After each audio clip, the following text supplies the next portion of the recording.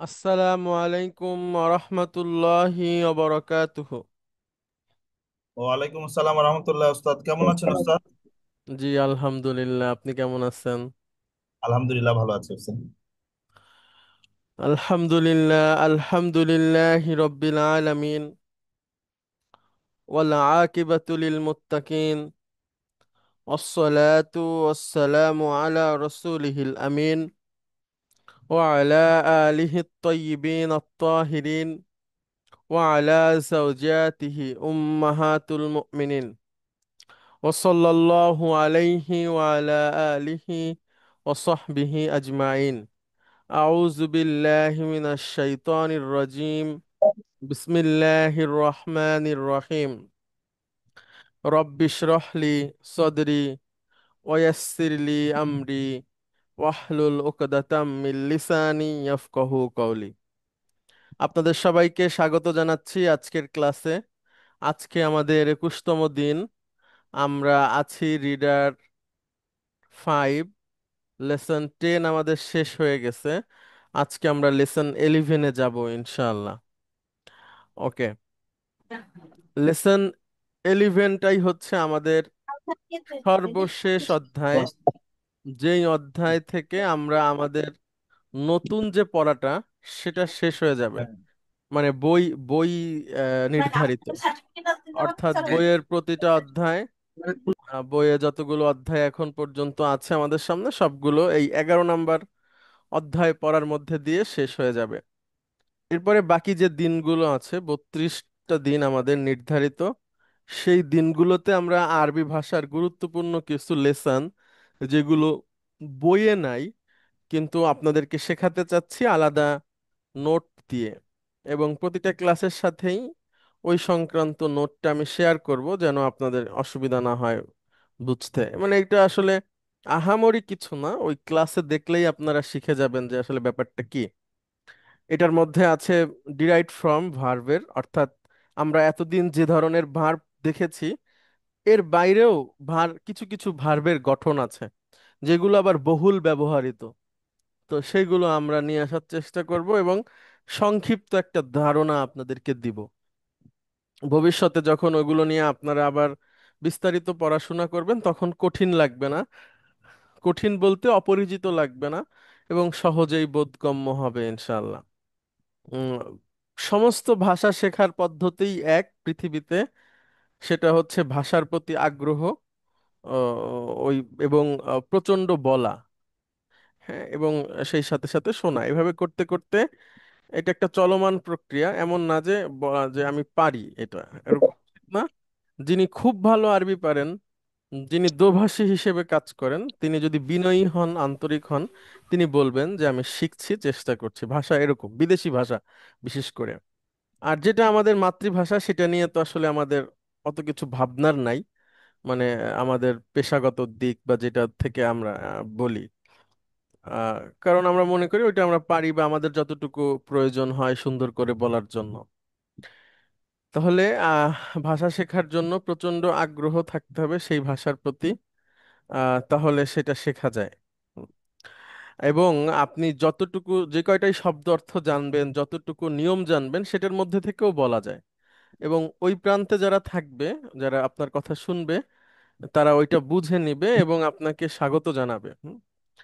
এইটা হচ্ছে যে নিয়ম, এবং এভাবেই হয়। তবে হ্যাঁ, কিছু কিছু কথা অনেক সময় বোঝা যায় না।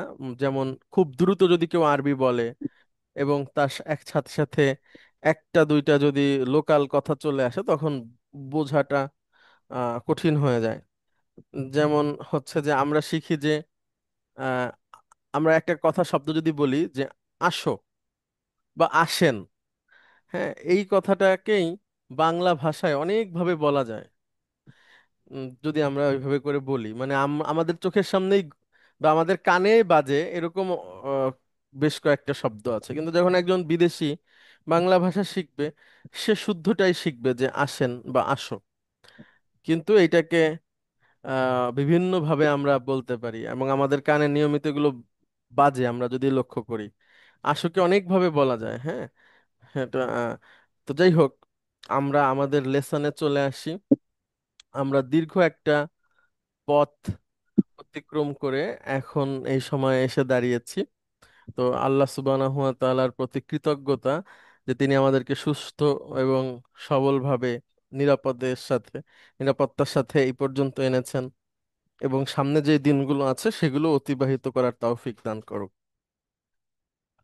ওকে, 21তম দিনে আমরা চলে যাই আমাদের যে রিডার 5 লেসন 11-এর একদম শেষ অধ্যায়ে চলে যাচ্ছি আমরা। এখানে আহ, এই অধ্যায়টাতে ওইভাবে করে কোনো নির্ধারিত বিষয় নাই। ওরা এই অধ্যায়ের মধ্যে কয়েকটা আহ, নিয়ম নিয়ে আসা হয়েছে যেগুলো অতীতে আমরা শিখেছি, যেমন হচ্ছে নাত মানত, এরকম কয়েকটা বিষয়। এবং এখান থেকে কয়েকটা সেন্টেন্স আছে যেগুলো পড়তে পারলে আহ, ভালো অনুবাদ করা যাবে আশা করি ভবিষ্যতে, সিম্পল সেন্টেন্স গুলো। এখানে আমরা একটা বাক্য দেখছি, লক্ষ্য করেন। এখানে লেখা আছে ইন দি। ইন দি মানে হচ্ছে আমার কাছে আছে। ইন দি, ইন দি আমার কাছে আছে। যেমন যেমন মানে হচ্ছে ডিকশনারি। জাইয়েদুন মানে হচ্ছে ভালো। আমার কাছে একটা ভালো ডিকশনারি আছে। হুনা, হুনা মানে এখানে, হিয়ার। এবার ব্র্যাকেটে লেখা জাইয়েদুন মানে জাইয়েদুন।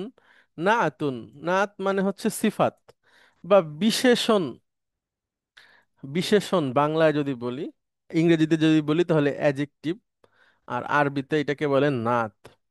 তাহলে আমাদের মূল আলোচ্য সেন্টেন্স হচ্ছে ইন দি মুজামুন জাইয়িদুন। আমার কাছে একটা নতুন ডিকশনারি আছে, ভালো ডিকশনারি আছে। আর এখানে জাইয়িদুনটা হচ্ছে নাত। তো নাত মানত সম্পর্কে আমরা অতীতে পড়েছি যতটুকু, ওইটাই যথেষ্ট। তারপরে এখানে আরেকটু আলোচনা এনেছে, আমরা একটু দেখি কি লেখা আছে। এখানে যেটা লেখা আছে সেটা হচ্ছে আন্নাতু মানে হচ্ছে অ্যাডজেক্টিভ। ইয়াতবাউল মানউতা, সে তার নাউনকে ফলো করে। বিশেষণ তার বিশেষিত নাউনকে ফলো করে। অর্থাৎ বিশেষিত নাউন যদি মানে যেভাবে হবে, অ্যাডজেক্টিভটাও ঠিক সেভাবে হবে। ফিল উমুরিল আতিয়া মানে নিচে আসা বিষয়গুলোর মাধ্যমে সেটা লক্ষ্য করা যায়। কিভাবে দেখেন, এখন একটু এখান থেকে আপনারা পড়বেন। আপনাদের মধ্যে থেকে একজন আসেন প্লিজ। কে আসবেন? আসসালামু আলাইকুম স্যার। ওয়ালাইকুম আসসালাম ওয়া রাহমাতুল্লাহ। জি প্লিজ। স্যার, হাদা কিতাবুন জাদিদুন, এটি একটি নতুন বই। তাহলে এখানে নাউন অ্যাডজেক্টিভ কোনটা? স্যার, নাউন হচ্ছে কিতাবুন আর জাদিদুন হচ্ছে অ্যাডজেক্টিভ। গুড। এরপরে বলেন। ক্বরাআতু কিতাবান জাদিদান, আমি পড়েছি। কিতাবান জাদিদান মানে নতুন বইটি পড়েছি। নতুন একটা বই আমি পড়েছি, হ্যাঁ। জি স্যার। গুড। তাহলে করাতু হচ্ছে ভার্ব প্লাস ডুয়ার। আমি পড়েছি, কি পড়েছি? বই। এটা হচ্ছে অবজেক্ট, এই কারণে সে মানসুব হয়েছে, হ্যাঁ। Right, right, sir. আর সেই বইটা কেমন? নতুন। জাদিদান। তাহলে কিতাবান জাদিদান, এই দুইটার মধ্যে কি সম্পর্ক? স্যার, নাত মানত। গুড। আবার এখানে দেখেন কিতাবুন জাদিদুন, এটাও নাত মানত। তাহলে জি স্যার। পার্থক্যটা হচ্ছে যে মানসুব, নিচেরটা মানসুব, উপরেরটা স্যার হচ্ছে মারফু। গুড। তার মানে প্রথম নাউন যেটা যেটা হচ্ছে মানত বা যেটা বিশেষিত, সে যেমন হবে অ্যাডজেক্টিভটা ঠিক তেমন হবে, হুবহু তেমন হবে। সব দৃষ্টিভঙ্গি থেকে, সেটা মারফু মানসুব মাজরুর হোক, নির্দিষ্ট অনির্দিষ্ট হোক, অথবা জেন্ডারের দৃষ্টিভঙ্গিতে হোক। ওকে, তারপরে হাজা স্মু কিতাবিন জাদিদিন। হুম, এই আহ, এটা স্যার, হাজা ইসমু মানে নাম। এই নাম মানে কিতাবিন জাদিদিন, নতুন কিতাব, এর মানে কি, মানে এটা কি হ্যাঁ দাঁড়াইতো হচ্ছে স্যার? হচ্ছে, আপনার অনুবাদ হয়েছে, এখন ওইটাকে মিলান। এটা হচ্ছে স্যার হাজা আপনি ইসমু সুন্দর কিতাব। করে বলছিলেন, এখন মিলায় ফেলেন। জি স্যার। এটা হচ্ছে স্যার, এটি একটি নতুন বইয়ের নাম। হ্যাঁ হ্যাঁ, মাশাআল্লাহ, গুড। আমি এটা মানে ভাবছিলাম যে ভালোভাবে মানে প্রথম চোটেই সঠিকভাবে বলতে পারবেন কিনা, তা তো সেটা পারছেন। Very good. আচ্ছা, আমরা আজকে এইটাকে কেন্দ্র করে একটু আপনাদের সাথে দেখি, সবাই কথা বলবেন, মানে যে চাইবেন তিনিই কথা বলতে পারবেন। আমি এখানে কয়েকটা সেন্টেন্স একটু লেখার চেষ্টা করি।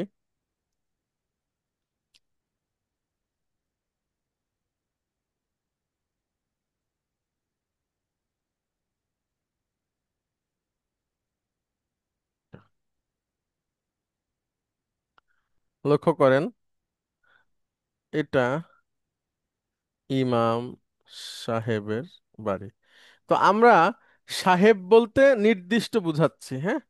আচ্ছা, আমি সাহেব কেটে দিই, কারণ এই সাহেব একটা ঝামেলা করবে। এটাকে কেটে দিই, এটা ইমামের বাড়ি লিখি আমি।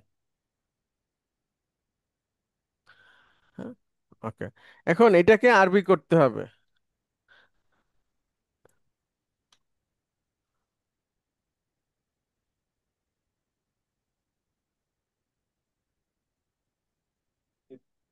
বলেন, এটাকে এটাকে আরবি কে করবেন, মানে একচোটে উত্তর বলে দিবেন না, বলেন যে স্যার আমি করতে চাই। কে করবেন? উস্তাদ আমি করতে চাই। মাশাল্লাহ, দুইজন পাওয়া গেছে। আহ, আচ্ছা, তাহলে আশরাফ পারভেজ আপনি বলেন, এটা ইমামের বাড়ি। হাজা বাইতু ইমামুন। মাসুদ ভাই বলেন, এটা কি ঠিক হয়েছে? হাযা বাইতুন ইমামুন। বাইতু ইমামিন হবে। নাজমুল ভাই বলেন। হাজা বাইতু ইমামিন। হ্যাঁ, ওনারটা ঠিক হয়েছে। আমরা ইমামে একটু আলিফ লাম দিয়ে দিই, তাহলে ভালো হবে। বাইতুল আশরাফ পারভেজ ইমামি। ভাই এবার, আরো আশরাফ আরো পারভেজ সুন্দর ভাই হবে। এবার দেখেন, এটা বলেন। হাজা বাইতুল ইমামি। হ্যাঁ, এবার কি বোঝা যাচ্ছে? বাইতুল জি ওস্তাদ। ইমামি হচ্ছে মুদাফ মুদাফ মুদাফ মুদাফ ইলাইহি। ইলাহি। গুড। মুদাফ মুদাফ ইলাইহি। তাহলে মুদাফ এটা মুদাফ। ইমামের বাড়ি, ঠিক আছে। জি ওস্তাদ। ওকে, লক্ষ্য করেন কিভাবে আমরা মানে ওই যে নাউন অ্যাডজেক্টিভকে মানে হচ্ছে যে কি বলে অপারেট করছি, হ্যাঁ। এখন আমি আরেকটা বাংলা লিখি। লক্ষ্য করেন, খুব ভেবেচিন্তে বলবেন, এটাতে কোনো পয়েন্ট কাটা বা এরকম কিছু যাবে না, জাস্ট মানে এটা হচ্ছে মনোযোগ এবং বুঝ একসাথে আমরা সমন্বয় করব, হ্যাঁ। এটা ইমামের নতুন বাড়ি, এটা বানাবো এখন, হ্যাঁ। আপনারা একটু ভেবে বলতে পারেন এবং যে কেউ অংশ নিতে পারেন, কোনো অসুবিধা নাই। আচ্ছা এটা ওস্তাদ, এখানে নতুন বাড়ির জন্য তো হলো নাত মানত হবে আর কি।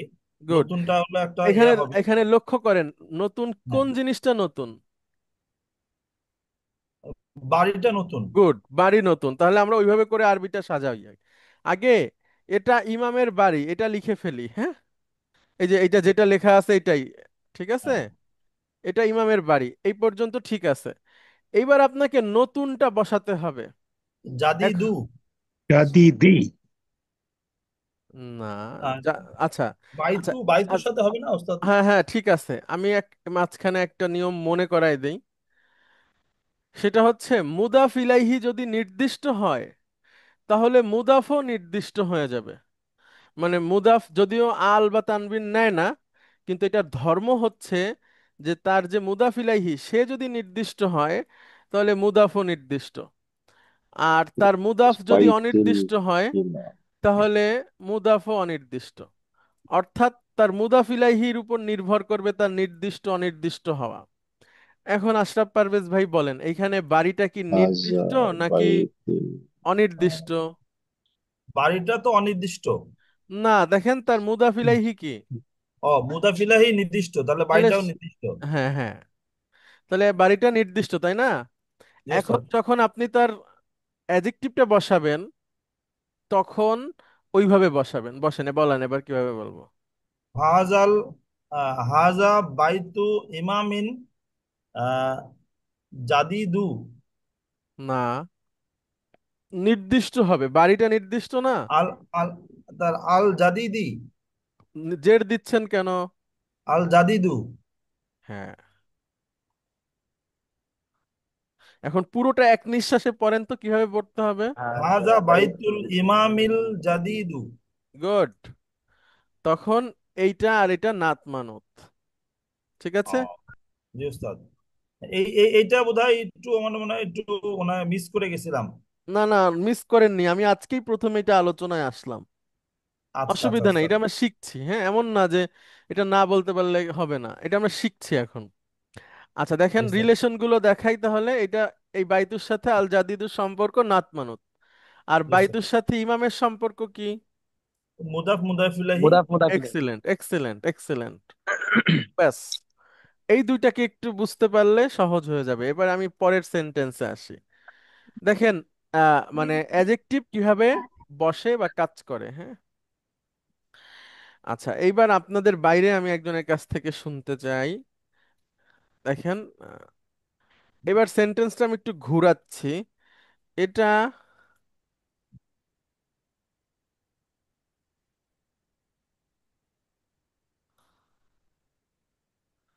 এবার সেন্টেন্সটা হচ্ছে আমাদের, এটা নতুন ইমামের বাড়ি। এটা নতুন ইমামের বাড়ি। এবার এইবার নতুন কে বলেন? ইমাম। ইমাম। ইমামটা নতুন উস্তাদ তাহলে। হ্যাঁ, এবার ইমাম হচ্ছে নতুন, ঠিক আছে। তাহলে আমি আবার আগের সেন্টেন্সটা নিয়ে আসি, যেটার পরে আমরা মূলত বসাবো। এটা এতটুকু ঠিক থাকবে, হ্যাঁ। দেখেন, হাজা বাইতুল ইমামি, এটা ইমাম সাহেবের বাড়ি। এখন অ্যাডজেক্টিভটা বসবে, কারণ হচ্ছে যে মুদাফ মুদাফ ইলাইহির মাঝখানে আর কোনো শব্দ বসে না। যদি সেখানে অ্যাডজেক্টিভ এসে থাকে সে চুপ পরে বসবে। তো এখানে সেভাবেই বসাবো। এখন, এখন বলেন, আমি ইমামকে নতুন বানাইতে চাই, তাহলে আরবি কি বসাবো? মাজরুর হবে, জাদি হবে। আল ইমামি হয়ে যাবে উস্তাদ। আলিমামি তো আছে। আল আল ইমামিল জাদিদি জাদিদি। জাদিদি। আল জাদিদি। Good good, very good.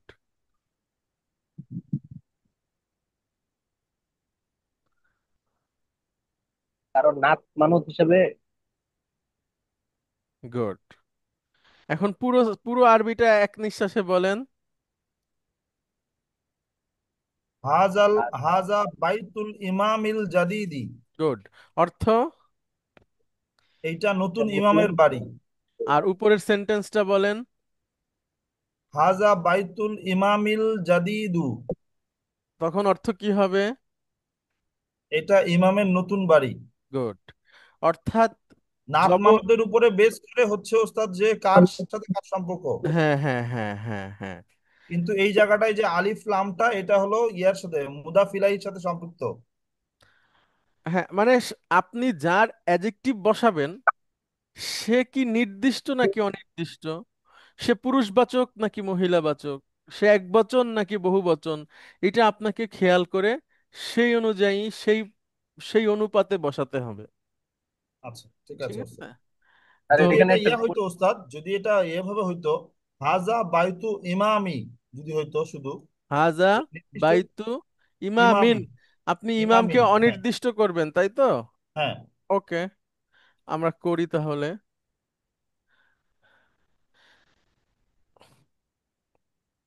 আচ্ছা, থ্যাংক ইউ ভ্যালুয়েবল কোয়েশ্চেনের জন্য। এখন দেখেন, এখন ইমামও অনির্দিষ্ট, বাড়িও অনির্দিষ্ট, স্যার। ঠিক আছে। ওস্তাদ। হ্যাঁ। এখন আপনি যাকে বসাবেন এইখানে সেই সেও সেটা, অনির্দিষ্ট হবে, সেও অনির্দিষ্ট ইয়েস হবে। Yes yes. তাহলে এখন, জাদিদু হবে, আল হবে না, জাদিদু হবে। না না, তাহলে অনির্দিষ্ট হলে কি হবে? জাদি। জাদি জাদি দুন হবে। জাদি দুন। গুড গুড গুড, জাদি দুন হবে, হ্যাঁ। হুম। বাট ওস্তাদ এই যে এখানে বাইতুন যেভাবে আছে, হুম এই হুম। জাদি দুন সেইভাবে হওয়ার কথা না। হ্যাঁ হওয়ার কথা, তো যেহেতু সে মুদাফ বাইতুনটা, হ্যাঁ, সে মুদাফ তো ও এক্ষেত্রে সে যা এটা, আল এটা সঙ্গে তানবির যে নিচ্ছে পেশ না। ছিল এটা উঠে গেছে। ডাবল হ্যাঁ ইয়ার। হ্যাঁ হ্যাঁ হ্যাঁ হ্যাঁ, এই তো মাশাআল্লাহ। আচ্ছা। আচ্ছা দেখছেন, নিজেরাই প্রশ্ন তৈরি করে নিজেরাই উত্তর দিচ্ছেন, তো আপনারা ভালো ছাত্র হয়ে গেছেন, গুড। না এটা জানা হচ্ছে আলহামদুলিল্লাহ। হচ্ছে। জি জি। শিক্ষকের অবসর নেওয়ার সময় চলে আসছে, এখন ছাত্ররা বসবে সিটে। শিক্ষক লাগবে, সব সময় লাগবে। হ্যাঁ। আচ্ছা তাহলে ইমামিন জাদিদুন, হ্যাঁ। আর এখানে যদি জি। আপনি ইমাম ইমামের অ্যাডজেক্টিভ বসাতে চান, এই ইমামকে অনির্দিষ্ট করে এখানে তাহলে নিচেরটাতে? জাদি দিন হয়ে যাবে। জাদি, এখানেও চেঞ্জ হবে ওস্তাদ। ইমামিন জাদিদিন, ঠিক জাদি আছে। দিন। গুড। এই ঠিক আছে। তখন এখানে এটার উপর নির্ভর করবে আর কি, এই যে তাদের এরাব। আচ্ছা, এটা আশা করি আপনারা বুঝছেন। যদি কোনো প্রশ্ন থাকে তিনি করবেন, এগুলো পরীক্ষাতে আসবে, বাংলা দেওয়া থাকবে, আপনারা আরবি করবেন। বানানের ভুল ধরবো না আমরা, কিন্তু আপনি জবরজের পেশ ওই যে অন্তত মানে যে কনসেপ্টটা, এটা পরিষ্কার করে বুঝাতে হবে। যদি পারেন তাহলে তো ভালো, আলহামদুলিল্লাহ। আচ্ছা, একটা বাক্যের মধ্যে আপনারা সাধারণত এই জিনিসগুলাই পাবেন: মুবতাদা, খবর, মুদাফ, মুদাফ ইলাইহি, নাত, মানত, হ্যাঁ, ফেল, ফাইল, অবজেক্ট। এই এই মিলেই মোটামুটি বলতে পারলে আর কিছু প্রয়োজন হবে না, এগুলাই থাকে। আচ্ছা, পরের হুজুর অংশে যাচ্ছি। আসসালামু আলাইকুম। ওয়ালাইকুম আসসালাম ওয়া ভালো রাহমাতুল্লাহ। আপনি ভালো আছেন? আলহামদুলিল্লাহ, আমি আপনি তো কেমন আছেন? আমি আমি রেগুলার থাকার চেষ্টা করি, বাট ওই নীরব দর্শকের মতো শুনি, ওই পার্টিসিপেট করা হয় না আর কি। আসসালামু আলাইকুম। তো আমার আসসালাম। মনে করেন যে এটা ইমামের নতুন বাড়ি, জি ঠিক জি, আছে। ভালো। এটা ইমামের ইমামের বাড়িটি নতুন, হুম হুম। মানে এইভাবে যদি আমরা করতে চাই, ওকে, সেই ক্ষেত্রে ইমামের বাড়ি। আমাদের বিষয়টা কেমন দাঁড়াবে? ইমামের বাড়িটি নতুন। তাহলে আমরা বাংলাটা লিখি প্রথমে। হুম। যেটাই আপনি আরবি করবেন, আগে যদি বাংলাটা লেখা যায় তাহলে সুবিধা হবে প্রাথমিক অবস্থায়। আবার বলেন বাংলাটা। ইমামের বাড়িটি নতুন। ওকে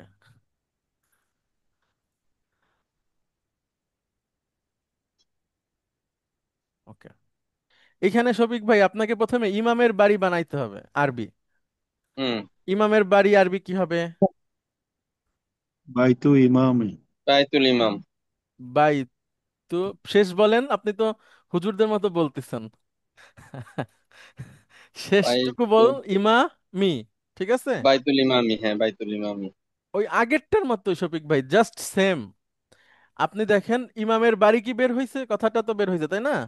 ইমামের হ্যাঁ বাড়িটি, এইটুকুর বাড়ি। অর্থ হচ্ছে ইমামের বাড়িটি। এটা একটা ফ্রেজ, কোনো সেন্টেন্স এখনো হ্যাঁ, শেষ হয়নি। এখন আপনি মুদাফ ইমামকে, মুদাফ ইলাইহি। হ্যাঁ হ্যাঁ, আপনি যদি ইমামকে নির্দিষ্ট রাখেন তাহলে এভাবে লিখতে হবে। আর যদি ইমামকে অনির্দিষ্ট রাখেন তাহলে আল সরায় মিমে দুইটা জেড দিতে হবে। এখন নতুন কি? বাড়ি, তাই না? বাড়িটা তো নতুন। হ্যাঁ বাড়িটি নতুন, হ্যাঁ। তাহলে এবার নতুন এখানে বসান। এই বাড়িটা এখন জাদিদ। নির্দিষ্ট, বসান। হ্যাঁ, জাদিদুন। হ্যাঁ না, হ্যাঁ আল হ্যাঁ আল হ্যাঁ হ্যাঁ, জাদিদ। আল জাদিদু, ভেরি গুড ভেরি গুড। আল জাদিদ। হ্যাঁ, আল জাদিদু। তা আমার এইখানে প্রশ্নটা হচ্ছে, এই জাদিদ শব্দটা যেহেতু বাড়ির সাথে, তো এটা আমি আগে দিতে পারবো না বাড়ির সাথে, মানে বাইতুর সাথে রাখতে না, পারবো না, নাকি জাদিদু রাখতে পারবেন অ্যাডজেক্টিভ না সবসময় শফিক। পরেই হবে? না, সবসময় এক- সাথেই বসে শফিক ভাই। কিন্তু হ্যাঁ। যখন মুদাফ মুদাফ ইলাইহি আসে কোনো জায়গাতে, হ্যাঁ। তখন তারা অগ্রাধিকার পাবে পাশাপাশি বসার। আচ্ছা আচ্ছা। নাত মানত। নাত মানুত তখন সাধারণত পাশাপাশি বসে। ঠিক হ্যাঁ আছে। হ্যাঁ, সেটাই বলতে চাচ্ছিলাম, আর সেই ক্ষেত্রে তো হচ্ছে না, এটা মুদাফ না, মুদাফ হইলে তারা প্রায়োরিটি পাবে দেন। জি, নাত মানুতের নাত উপরে মানত। প্রায়োরিটি পাবে। আচ্ছা। কিন্তু এইটাই। সাধারণত অ্যাডজেক্টিভ পাশেই বসে। হ্যাঁ, ঠিক আমরা তো আছে। এতদিন তাই শিখেছি, এই জন্য হ্যাঁ একটু হ্যাঁ। ডাউট লাগতেছিল। আচ্ছা, মাশাআল্লাহ, সুন্দর প্রশ্ন। না, নাত মানুত পাশেই বসবে, বাট মুদাফ হুম। মুদাফ ইলাইহি হলে তারা পাশে বসার জন্য অগ্রাধিকার পাবে। হ্যাঁ। Thank you thank you. আমরা জি। চেষ্টা করতেছি, আমি ওই যে আপনার মাঝে মধ্যে টাইম পাইলে বাসায় চেষ্টা করি। সামনে তো আর পরীক্ষা দিছেন ঠিক আছে, আপনি, তো কোনো পড়ালেখা অসুবিধা। না করলে তো। আমি দেইনি, সিস্টেম আর কি। থ্যাংক ঠিক ইউ আছে। থ্যাংক ইউ আর থ্যাংক ইউ। কোনো জি, প্রয়োজন হলে বলবেন, হ্যাঁ। অবশ্যই অবশ্যই, জি। যে কোনো হেল্প লাগলে ওই সম- যে প্র্যাকটিস শিট গুলো আছে, ওইগুলো একটু হ্যাঁ দেখে হ্যাঁ দেখে হ্যাঁ। করার চেষ্টা করেন। এইটার মধ্যেই জি মোটামুটি এই সেমিস্টারের কনসেপ্ট গুলো আছে। ঠিক জি। আছে। ঠিক থ্যাংক ইউ আছে। Thank you thank thank you. You. আসসালামু আলাইকুম। ওয়ালাইকুম আসসালামু আলাইকুম। আসসালাম ওয়া রাহমাতুল্লাহ। আচ্ছা, তাহলে আমাদের আজকের আলোচনার মধ্যে থেকে আমরা দুইটা সাধারণ জ্ঞানমূলক বাক্য শিখবো, হ্যাঁ, বা তিনটা। আমি একটু লিখি। একটা হচ্ছে মুদাফ ইলাইহি নির্দিষ্ট হলে মুদাফও নির্দিষ্ট হবে। ওকে, এটা একটা নিয়ম। আচ্ছা, তারপরে আমরা শিখলাম নাত মানউত পাশাপাশি বসে, কিন্তু যদি মুদাফ মুদাফ ইলাইহি আসে তবে তারা পাশাপাশি বসার ক্ষেত্রে অগ্রাধিকার পাবে।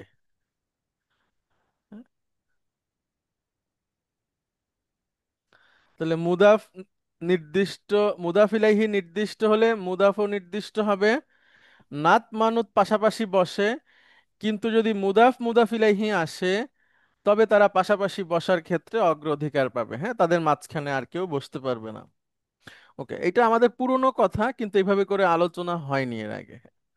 তাহলে আমরা একটু স্লাইডে ফিরে আসি। লক্ষ্য করেন যে স- এখন আমরা একটু দেখব। হ্যাঁ, আত্তাযকির ওয়াত্তা আনিস, পুরুষবাচক এবং মহিলাবাচক এই দুইটার উদাহরণ একটু দেখি। আচ্ছা, সাইফুল ইসলাম ভাই তো বললেন। মাসুদ আলম ভাই, আপনি আসেন প্লিজ, প্লিজ। আসসালামু আলাইকুম স্যার। ওয়ালাইকুম আসসালাম রহমতুল্লাহ। দেখেন, আমরা একটা সেন্টেন্স আনবো, এটাকে আপনি পড়বেন এবং অনুবাদ করবেন, প্লিজ। আহমাদু লাহু ইবনুন কাবীরুন ওয়া বিনতুন সগীরাতুন। হুম। আহমদ, যার আহ, ছেলে বড় না না না, এবং ঠিক ছেলে বড় ওইভাবে অনুবাদটা হবে না। লাহু মানে হচ্ছে হি হ্যাজ। আচ্ছা, আহমদু তার আছে, উম, তার ছেলে তার একটা বড় ছেলে আছে, ওই যে ছেলে মানে পুত্র। ইবনুন কাবিরুন, নাত মানুত হলে অনুবাদটা কি হবে? ইবনুন কাবীরুন। ইবনুন কাবিরুন, জি, তার একটি বড় ছেলে আছে বড় ছেলে আছে। এবং একটি ছোট মেয়ে আছে, গুড। সগীরুন। হ্যাঁ, দেখা গেল। বিনতুন হ্যাঁ, সগীরুন। ছেলে ক্লাস 8-এ পড়ে আর মেয়ে হচ্ছে এখন কেবল স্কুলে যাওয়া শুরু করবে। ঠিক আছে, তাহলে ছেলেটা বড়, মেয়েটা হচ্ছে ছোট। মেয়েটা ছোট। তাহলে এবার আপনি কোথাও না থেমে এক নিঃশ্বাসে পুরা আরবিটা বলবেন, অনুবাদটা বলবেন। আহমাদু লাহু ইবনুন কাবীরুন ওয়া বিনতুন সগীরাতুন। আহমদ, তার একটি বড় ছেলে আছে এবং একটি ছোট মেয়ে আছে। গুড, গুড, মাশাআল্লাহ। আচ্ছা, আমি আপনাদের যারা এই মুহূর্তে শুনছেন তাদের কাছে একটা রিকোয়েস্ট করে রাখি, সেটা হচ্ছে আপনারা সবাই দুটো ইনফরমেশন আমাকে দিবেন, আপনাদের ব্যক্তিগত। এখন বলে রাখি, ভেবে রাখবেন যেন পরে ভাবতে না হয়। আর আম, সেটা হচ্ছে, একটা আপনার শখ, শখের অনেকগুলো থাকে, মনে করেন 4-5টা বিষয় বা 10টাও থাকতে পারে। যেটা সবচেয়ে বেশি আপনার প্রিয় সেটা বলবেন। আর আপনার অপছন্দ, যেটা আপনি সবচেয়ে বেশি অপছন্দ করেন, অপছন্দের অনেক লিস্ট থাকে, তার মধ্যে সবচেয়ে যেটা বেশি, এই দুইটা বলবেন আপনারা যার যার মতো করে। যখন আরো আরো আধা ঘন্টা বা 1 ঘন্টা পরে আপনাদেরকে যখন জিজ্ঞেস করা হবে, ওইটা আমি আরবিতে লিখে দিব এবং আপনারা ওইটা লিখে নেবেন। তারপরে আমরা একটা চার্ট বানাবো যেখানে নিজের সম্পর্কে 15 থেকে 20টা ইনফরমেশন থাকবে। আপনার নাম, আপনার বাবার নাম, আপনার জেলা উপজেলা, আপনার বয়স, আপনি কোথায় কাজ করেন, তারপরে হচ্ছে যে আপনি বিবাহিত নাকি অবিবাহিত, আপনার বাবা মা আছে কি নাই, আপনার কয়জন ছেলে কয়জন মেয়ে, তারপরে হচ্ছে আপনার কয়জন ভাই বোন, আপনার পছন্দ আপনার অপছন্দ, এগুলোকে আপনি আরবিতে বলবেন। হ্যাঁ, এটা আমরা শিখাবো আপনাদেরকে ইনশাল্লাহ। যদিও এগুলো আপনারা সব পারেন, কিন্তু আমরা একটু ফরম্যাট দিয়ে দিব, ওইটাকে আপনি কয়েকবার পড়ে যে কোনো জায়গায়, যদি আপনাদের কখনো এরকম হয় যে নিজের সম্পর্কে আরবিতে কিছু বলো, তখন আপনারা এটা বলতে পারবেন।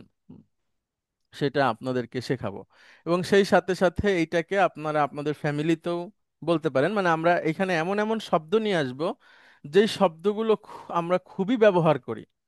মানে খুব তাত্ত্বিক শব্দ না, দেখা গেল যেগুলো আমাদের জীবনে খুব ব্যবহার হয়, এরকম কিছু শব্দ আমরা নিয়ে আসার চেষ্টা করব। তো আপনারা একটু ভেবে রাখেন আপনাদের পছন্দ অপছন্দটা, যেন আপনারা তখন একচোটেই বলতে পারেন, না ভেবেই। হ্যাঁ, এখন থেকে একটু ভেবে রাখেন যে আমি এইটা বলবো, বা এইটা আমার প্রোফাইলে যুক্ত থাকবে আমার অপছন্দের তালিকাতে, আরবিতে যখন আমি অন্তত বলবো এটা। হ্যাঁ, আচ্ছা, তারপরে একটা, ওইটাকে আবার আমরা একটা প্রশ্ন উত্তর সেশনে নিয়ে আসব। জিজ্ঞেস করা হবে তোমার নাম কি, আপনি বলবেন। তোমার বাবার নাম কি সেটা বলবেন। তুমি বাংলাদেশের কোথায় থেকে আসছো, হ্যাঁ, সেটা। তারপরে উপজেলা, বিবাহিত নাকি অবিবাহিত তুমি, তোমার বাবা মা আছে, হ্যাঁ, তোমার কয়জন ছেলে মেয়ে, তোমরা ক তোমার কয়জন ভাই বোন, তুমি কি জিনিসটাকে বেশি পছন্দ করো, কোনটাকে অপছন্দ করো, এরকম করে। তোমার বয়স কত, তুমি কোথায় কাজ করো। তখন আপনি বলবেন আমি বাংলাদেশ সেনাবাহিনীতে কাজ করি। এই যে এইভাবে করে অন্তত 15 থেকে 20টা বাক্যের একটা ফরম্যাট আমরা নিয়ে আসার চেষ্টা করবো ইনশাআল্লাহ। অনেকদিন ধরে আরবি পড়ছেন, অনেক কিছুই শিখেছেন আশা করি। আমি যাদেরকে দেখতে পাচ্ছি এখন নাম, আলহামদুলিল্লাহ আপনারা অনেক কিছুই বোঝেন। কিন্তু ওইটাকে একটু যেন কখনো কেউ যদি জিজ্ঞাসা করে যে নিজের সম্পর্কে একটু বলো তো, বা কি দেখি কি আরবি শিখছো, অন্তত যেন কিছু বলা যায়। হ্যাঁ, ইনশাআল্লাহ পারা যাবে। আচ্ছা, এখানে দেখেন, মাসুদ আলম ভাই আপনি বলেন তো পুরুষবাচক শব্দ এবং মহিলাবাচক শব্দ। স্যার এখানে এই কবিরুন, কাবিরুন হচ্ছে পুরুষবাচক, হুম। আর সগীরাতুন এটা মহিলাবাচক। আর ইবনুন এটাও পুরুষবাচক। এটাও পুরুষবাচক, আর বিন্তুন এটা বিন্তুন মহিলাবাচক। মহিলা। Very good, very good. তাহলে তাযকির মানে হচ্ছে পুরুষবাচক, ঠিক আছে, এগুলো দরকার নাই, জাস্ট লেখা আছে আমি তাই বলছি, ভুলে গেলেও সমস্যা নাই। আর তানিস মানে হলো মহিলাবাচক। হুম? আর নাহু নাহু মানে হচ্ছে যেমন, আমরা বলি না যে যেমন। হচ্ছে যে বাক্য দুই প্রকার যেমন, হ্যাঁ, ওই নাহবু। বুঝতে পেরেছি স্যার। নাহবু মানে হচ্ছে যেমন। যেমন। ওকে।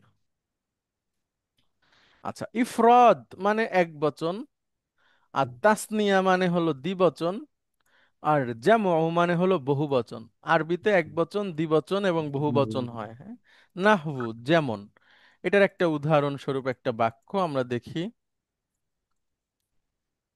বলেন। লানা মুদিরুন সলিহুন, সালিহন। সালিহুন, ওয়া মুদাররিসানি জাইয়িদানি, হুম, ওয়া জুমালাউ মুস্তাহিদুনা। সুন্দর, মাশাআল্লাহ। লানা মুদিরুন সলিহুন। সলেহ মানে ভালো মানুষ, বুঝছেন, সলেহ। আমরা বলি না ভালো লোক। ভালো হ্যাঁ, লোক। সলেহ মানে হচ্ছে ওইরকম আর কি, ভালো মানুষ, ভালো লোক, হুম, এখানে হচ্ছে ভদ্রলোক। প্রধান শিক্ষক। স্যার লানাটা কি হবে মানে স্যার? মানে we have, we have. We have, we have আমাদের ভালো প্রধান শিক্ষক আছেন। ওয়া মুদাররিসানি জাইয়িদানি, এবং আচ্ছা, ওই মুদিরকে আপনি অন্য একটা ভাষায় ভালো বলেন, মানে ভালো হচ্ছে জাইয়েদকে ভালো বলেন, মুদিরকে কি বলবেন, সৎ বলেন। সৎ, সলেহ মানে হচ্ছে অনেস্ট, সৎ। হ্যাঁ, হ্যাঁ, সৎ। হ্যাঁ। আমাদের একজন সৎ প্রধান শিক্ষক আছেন। হুম। ওয়া মুদাররিসানি জাইয়িদানি, জাইয়িদানি মানে কি, মানে ভালো। ভালো। হুম। এবং একজন ভালো শিক্ষক আছেন। আচ্ছা, এখানে একটা শব্দ সলের কেবল আমি ডিকশনারি দেখলাম, সেটা হচ্ছে উপযুক্ত, একটা সুন্দর একটা শব্দ আছে, হ্যাঁ, উপযুক্ত। উপযুক্ত। উপযুক্ত, সৎ, যথার্থ, হ্যাঁ, এরকম অর্থ দেখাচ্ছে। তো উপযুক্ত বললে ভালো হয়। হ্যাঁ, বুঝতে পেরেছি স্যার। আবার একজন নবীন নামও ছিল সালেহ। হুম, সলেহ, সালেহ, সালেহ নবীন নাম শুনছেন? হ্যাঁ, সালেহ সালেহ, নবী হ্যাঁ, ওইটা কি আরবিতে সলেহ। সালেহ। ঠিক আছে, আচ্ছা স্যার। সলেহ। স্যার, সালেহ নবী কোন এলাকায় আসছেন বলেন তো?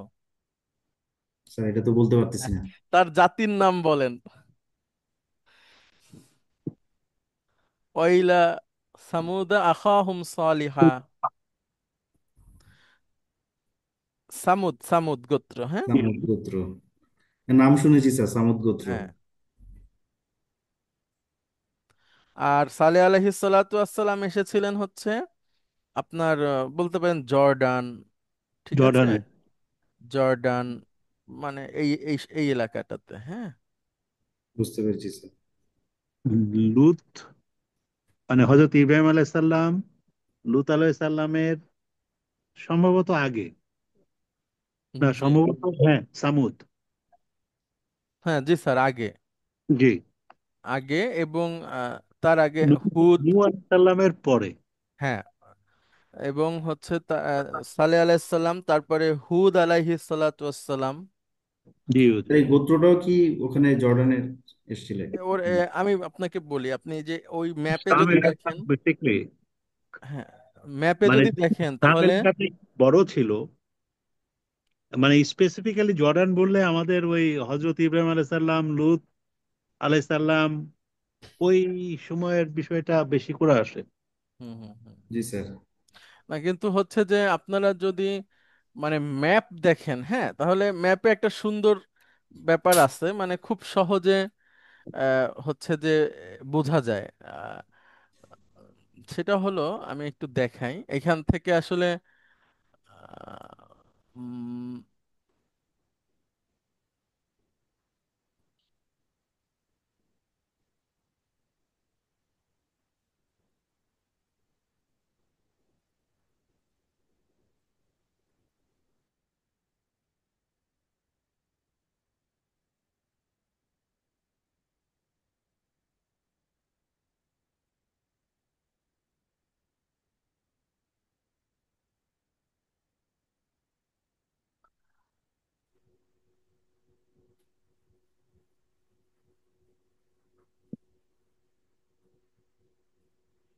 এটা কি ম্যাপ স্যার? Google map? এটা 3D, হ্যাঁ। ম্যাপের তো অনেকগুলো ভার্সন আছে, আপনাকে হচ্ছে 3Dটা সবচেয়ে ভালো। আর একটা আছে, সেটা আমি দেখাই, আহ, ওইটা থেকে ভালো বোঝা যায় আর কি।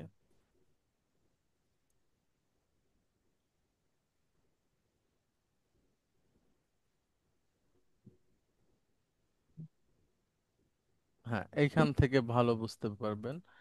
ম্যাপের অনেকগুলো ভার্সন আছে আর কি, হ্যাঁ। ম্যাপ, তারপরে হচ্ছে থ্রি, হচ্ছে যে আর্থ, গুগল আর্থ, অনেকগুলো আছে। আচ্ছা, এই এই জায়গাটা হচ্ছে নবীদের এরিয়া, হ্যাঁ। ধরেন একদম এই যে মিশর এর এই জায়গা থেকে নিয়ে শুরু করে এই যে ইজিপ্ট, আর এইখান থেকে হচ্ছে Egypt, Jordan, Iraq, Syria, Lebanon, হুম, সৌদি আরব, এই জায়গাটাতে হচ্ছে সব নবীদের বলা হয়। এটাকে বলা হয় হচ্ছে নবীদের এলাকা, মানে একটা আরবি শব্দ আছে, এটাকে আর একটা ভালো বলা হয় হচ্ছে পবিত্র ভূমি, হ্যাঁ। এটা একটা ইংরেজি শব্দ আছে যেটা ব্যবহার করা হয় আর কি, মানে ইন্টারন্যাশনাল পলিটিক্সের ক্ষেত্রে। আম, মানে আরবি আরবি শব্দ আছে, ইংরেজিতে কি আছে এটা সাজেদ স্যার ভালো বলতে পারবেন। এখন এখন তো স্যার স্যার এটা এই আমাদের বলবেন এই কিনা এটা। এলাকাতেই বেশি হলিল যুদ্ধ বিগ্রহ হলিল্যান্ড, হচ্ছে। Yes yes yes, holy land, yes, thank you sir. Sir আমাদের বলেন না, মাঝে মাঝে বলেন আর কি। হ্যাঁ, হলিল্যান্ড, ইয়েস। হুম। এই এই জায়গাটা হচ্ছে নবীদের এলাকা। হুম। বাট স্যার এই যদি জায়গাটাতেই বেশি যুদ্ধ বিগ্রহ হয়। হ্যাঁ, এবং এখানে হবে কারণ অনেক কারণ আছে, এটা স্যার বলতে পারবেন সব, মানে আলহামদুলিল্লাহ স্যারের যেমন হচ্ছে মাশাআল্লাহ ইসলামিক জ্ঞানও আছে, আবার তার প্রফেশনও এদিক ছিল। সে যেভাবে বলতে পারবে ওইভাবে আমরা অনেকে বলতে পারবেন না, তো তিনি বলবেন কিনা ওইটাও আবার একটা ব্যাপার আছে, হ্যাঁ। না, যদিও ওইরকম কিছু নেই। আসলে আমি যেটা ফিল করি যে হজরত মুহাম্মদ সাল্লাল্লাহু আলাইহি সাল্লাম, আমরা শেষ নবী হিসাবে ওনাকে জানি, ওনার উপরে যে আমাদের আল কোরআন নাজিল হয়েছিল, জি। এর পূর্বে যতগুলো আল্লাহর হাদিস, মানে আল্লাহর কিতাব, আহলে কিতাব, হুম হুম হুম। প্রত্যেকটা কিতাবে কিন্তু আমাদের এই ইসলাম ধর্ম ধর্ম কিরকম হবে এভাবেই বলেছেন। পরবর্তীতে বিভিন্ন ব্যক্তি বর্গ সেগুলোকে ভাষান্তরিত করুক অথবা তাদের আইডিয়াটাকে নতুন ভাবে উপস্থাপনের মাধ্যমে একটা নতুন জায়গাতে নিয়ে যাওয়া হয়েছে। কারণ আমরা আমাদের হজরত ঈসা আলাইসাল্লামকে ঈসা আলাইসাল্লাম হিসেবেই চিনি, জি বাট ক্রিশ্চিয়ানরা they don't know him as হজরত ঈসা, they call him Jesus Christ. জি এই যে বলতেছে Christ, and Christ is the son of God, জি। উইচ আমরা কিন্তু এটা বিশ্বাস করি না। একইভাবে তাওরাত, তাওরা যখন হয়েছে, তাওরা পরবর্তীতে ইহুদি যে সমস্ত শিক্ষাবিদ বা জ্ঞানী ব্যক্তিবর্গ, যে ইহুদি ব্যক্তিবর্গ বলেছিল যে হজরত মুহাম্মদ সাল্লাল্লাহু আলাইহি সাল্লাম আসবে, এটা উল্লেখ আছে তাওরাতে। হুম তো হুম এই বিষয়গুলোকে পরবর্তীতে চিন্তা করলে দেখা যায় যে এই যে ইহুদি একটা জায়গায় নিয়ে চলে গেল তাদের তাওরাকে, আমাদের বাইবেলকে এক জায়গায় নিয়ে পৌঁছায় দিল এবং অন্য একটা ধর্ম করলো। আমাদের ইসলামের মধ্যে 12টা 13টা সেক্ট আছে। হুম হুম। এই যে পার্থক্যগুলো, স্পেশালি শিয়া এবং সুন্নি, এই শিয়া সুন্নির যে পার্থক্য এবং একে অপরের সাথে যেভাবে এরা ইন্টারাক্ট করে, আমি তো মাঝে মাঝে দেখে একটু আশ্চর্যই হই যে শিয়ারা কিভাবে আসলে মুসলিম ধর্মের অন্তর্গত আছে। বাট এটা তারপরও চলছে, এভাবেই চলছে। জি আমার পার্সপেক্টিভটা হচ্ছে আমাদের Syria is very very important a land. জি। যে সিরিয়াতে বারে বারে বলা হচ্ছে যে this is the place where our হযরত ঈসা আলাইহিস সালাম will come and the last word will take place, এই জায়গাটাতে। এবং এই জায়গার এই জিও পলিটিক্যাল ইম্পর্টেন্সের উপর ভিত্তি করে যুগ যুগ ধরে এই সিরিয়ার কয়েকটা জায়গা সর্বক্ষণ অশান্তির মধ্যে আছে, because of all major power G. Rivalry যেটা এখানে হচ্ছে। স্যার মানে মানে আধুনিক যে হচ্ছে যে স্টাডি আছে মানে এই সংক্রান্ত, হ্যাঁ, সেই সব জায়গাতে কি স্যার এই এই সব বিষয়ে আলোচনা আছে? অবশ্যই আছে হুজুর। আচ্ছা আচ্ছা আচ্ছা আচ্ছা। আপনি আজকে যেটা বলছি, জি আমাদের আমেরিকানরা কেন এই বিষয়গুলোতে এগিয়ে আছে। আপনারা, আমরা যদি একটু দেখি যে ইউনিভার্সিটি অফ ম্যাসাচুসেটস, এই সমস্ত ইউনিভার্সিটি আজ থেকে অনেক দিন পূর্বে হয়েছে। আমরা যেমন বলি 1400 বছর পূর্বে আমাদের কোরআন শরীফ নাজিল হয়েছে। কোরআন শরীফ যদি নাজিল হয় 1400 বছর পূর্বে, এই ইউনিভার্সিটিগুলো কোরআন শরীফ নাজিলের প্রায় কাছাকাছি 1 বছর পরে, 1400 থেকে 1500 শতকের মধ্যে এগুলি কিন্তু ইউনিভার্সিটি আমেরিকাতে তৈরি হয়েছে। এই যে ইউনিভার্সিটিগুলো তৈরি হয়েছে, এই ইউনিভার্সিটিগুলো আমরা যে ইরানের, পার্সি, ইরান ইরাকের যে সভ্যতা, এই জি সভ্যতার যে বিশাল বিশাল, আমাদের ইবনে সিনা থেকে শুরু করে সমস্ত বিশেষজ্ঞ প্রজ্ঞাবান ব্যক্তিবর্গের যে সমস্ত সৃষ্টি ছিল, আল বিরুনি থেকে শুরু করে আলকেমি, এই সমস্ত কিছু, এগুলি পরবর্তীতে ধ্বংস হয়ে যাওয়ার আগ মুহূর্তে এগুলি কিন্তু সরিয়ে নিয়ে আমেরিকা আবার এগুলি তাদের নির্দিষ্ট জায়গায় পরবর্তীতে স্থানান্তরিত করেছিল। এবং ওইখানে একটা বড়সড়, আমরা কিন্তু বলি না হাম্মাম রাব্বি, যেটা আমাদের লিগ্যাল সম্পর্কে আমাদেরকে ধারণা দেয়, এই সমস্ত বিষয় তারা কিন্তু প্রচুর আগে স্টাডি করেছে। এবং কোরআন শরীফের প্রত্যেকটা অর্থ তারা স্টাডি করে বলেই আমরা যেমন বলি যে এ, সূরা আল কামারে বলছি না স্যার হুজুর, আমরা আমাদের এই ইয়েটা চন্দ্র দ্বিখণ্ড, জি চন্দ্র দ্বিখণ্ডিত, জি জি। চন্দ্র দ্বিখণ্ডিত হয়ে গেছে। এই যে দ্বিখণ্ডিত হওয়ার বিষয়টা, এটা কিন্তু চন্দ্রে যে আবিষ্কার করা হয়েছে, যে দুই খণ্ডে হলে কেমন হয় এবং হুম ওখানে একটা দাগ থাকলে কেমন হবে, এই দুটোর মধ্যে পার্থক্যটা কিন্তু তারা জানে। তো they really study each line of the Quran, and এই কোরআনের প্রত্যেকটা জায়গাতে কি লেখা আছে, কোথায় পৃথিবীর সবচেয়ে বেশি সম্পদ আছে, এর উপর ভিত্তি করে তারা কিন্তু বিভিন্ন জায়গায় এক্সপেডিশন করে। তো এই যে এক্সপেডিশন করে, এই এক্সপেডিশনের ভিতরেই, এই স্টাডির ভিতরেই তারা জানতে পেরেছে যে সিরিয়া ইজ দ্য প্লেস যেখানে কয়েকটা বিশেষ বিশেষ জায়গা আছে, যেখানে আপনি মনে করেন আমেরিকা, রাশিয়া, টার্কি, চায়না, এই চারটা দেশ কন্টিনিউয়াসলি এইখানে যুদ্ধ করে যাচ্ছে ওই জায়গার দখল দখলে নেওয়ার জন্য। রাখার জন্য। জি জি। এই যে দখলে নেওয়ার এই প্রচেষ্টাটা জেরুজালেম বা ইসরায়েলেরও একটা বিশেষ ভূমিকা আছে এখানে। আর আমরা যে বলি যে আমাদের ইসরায়েলের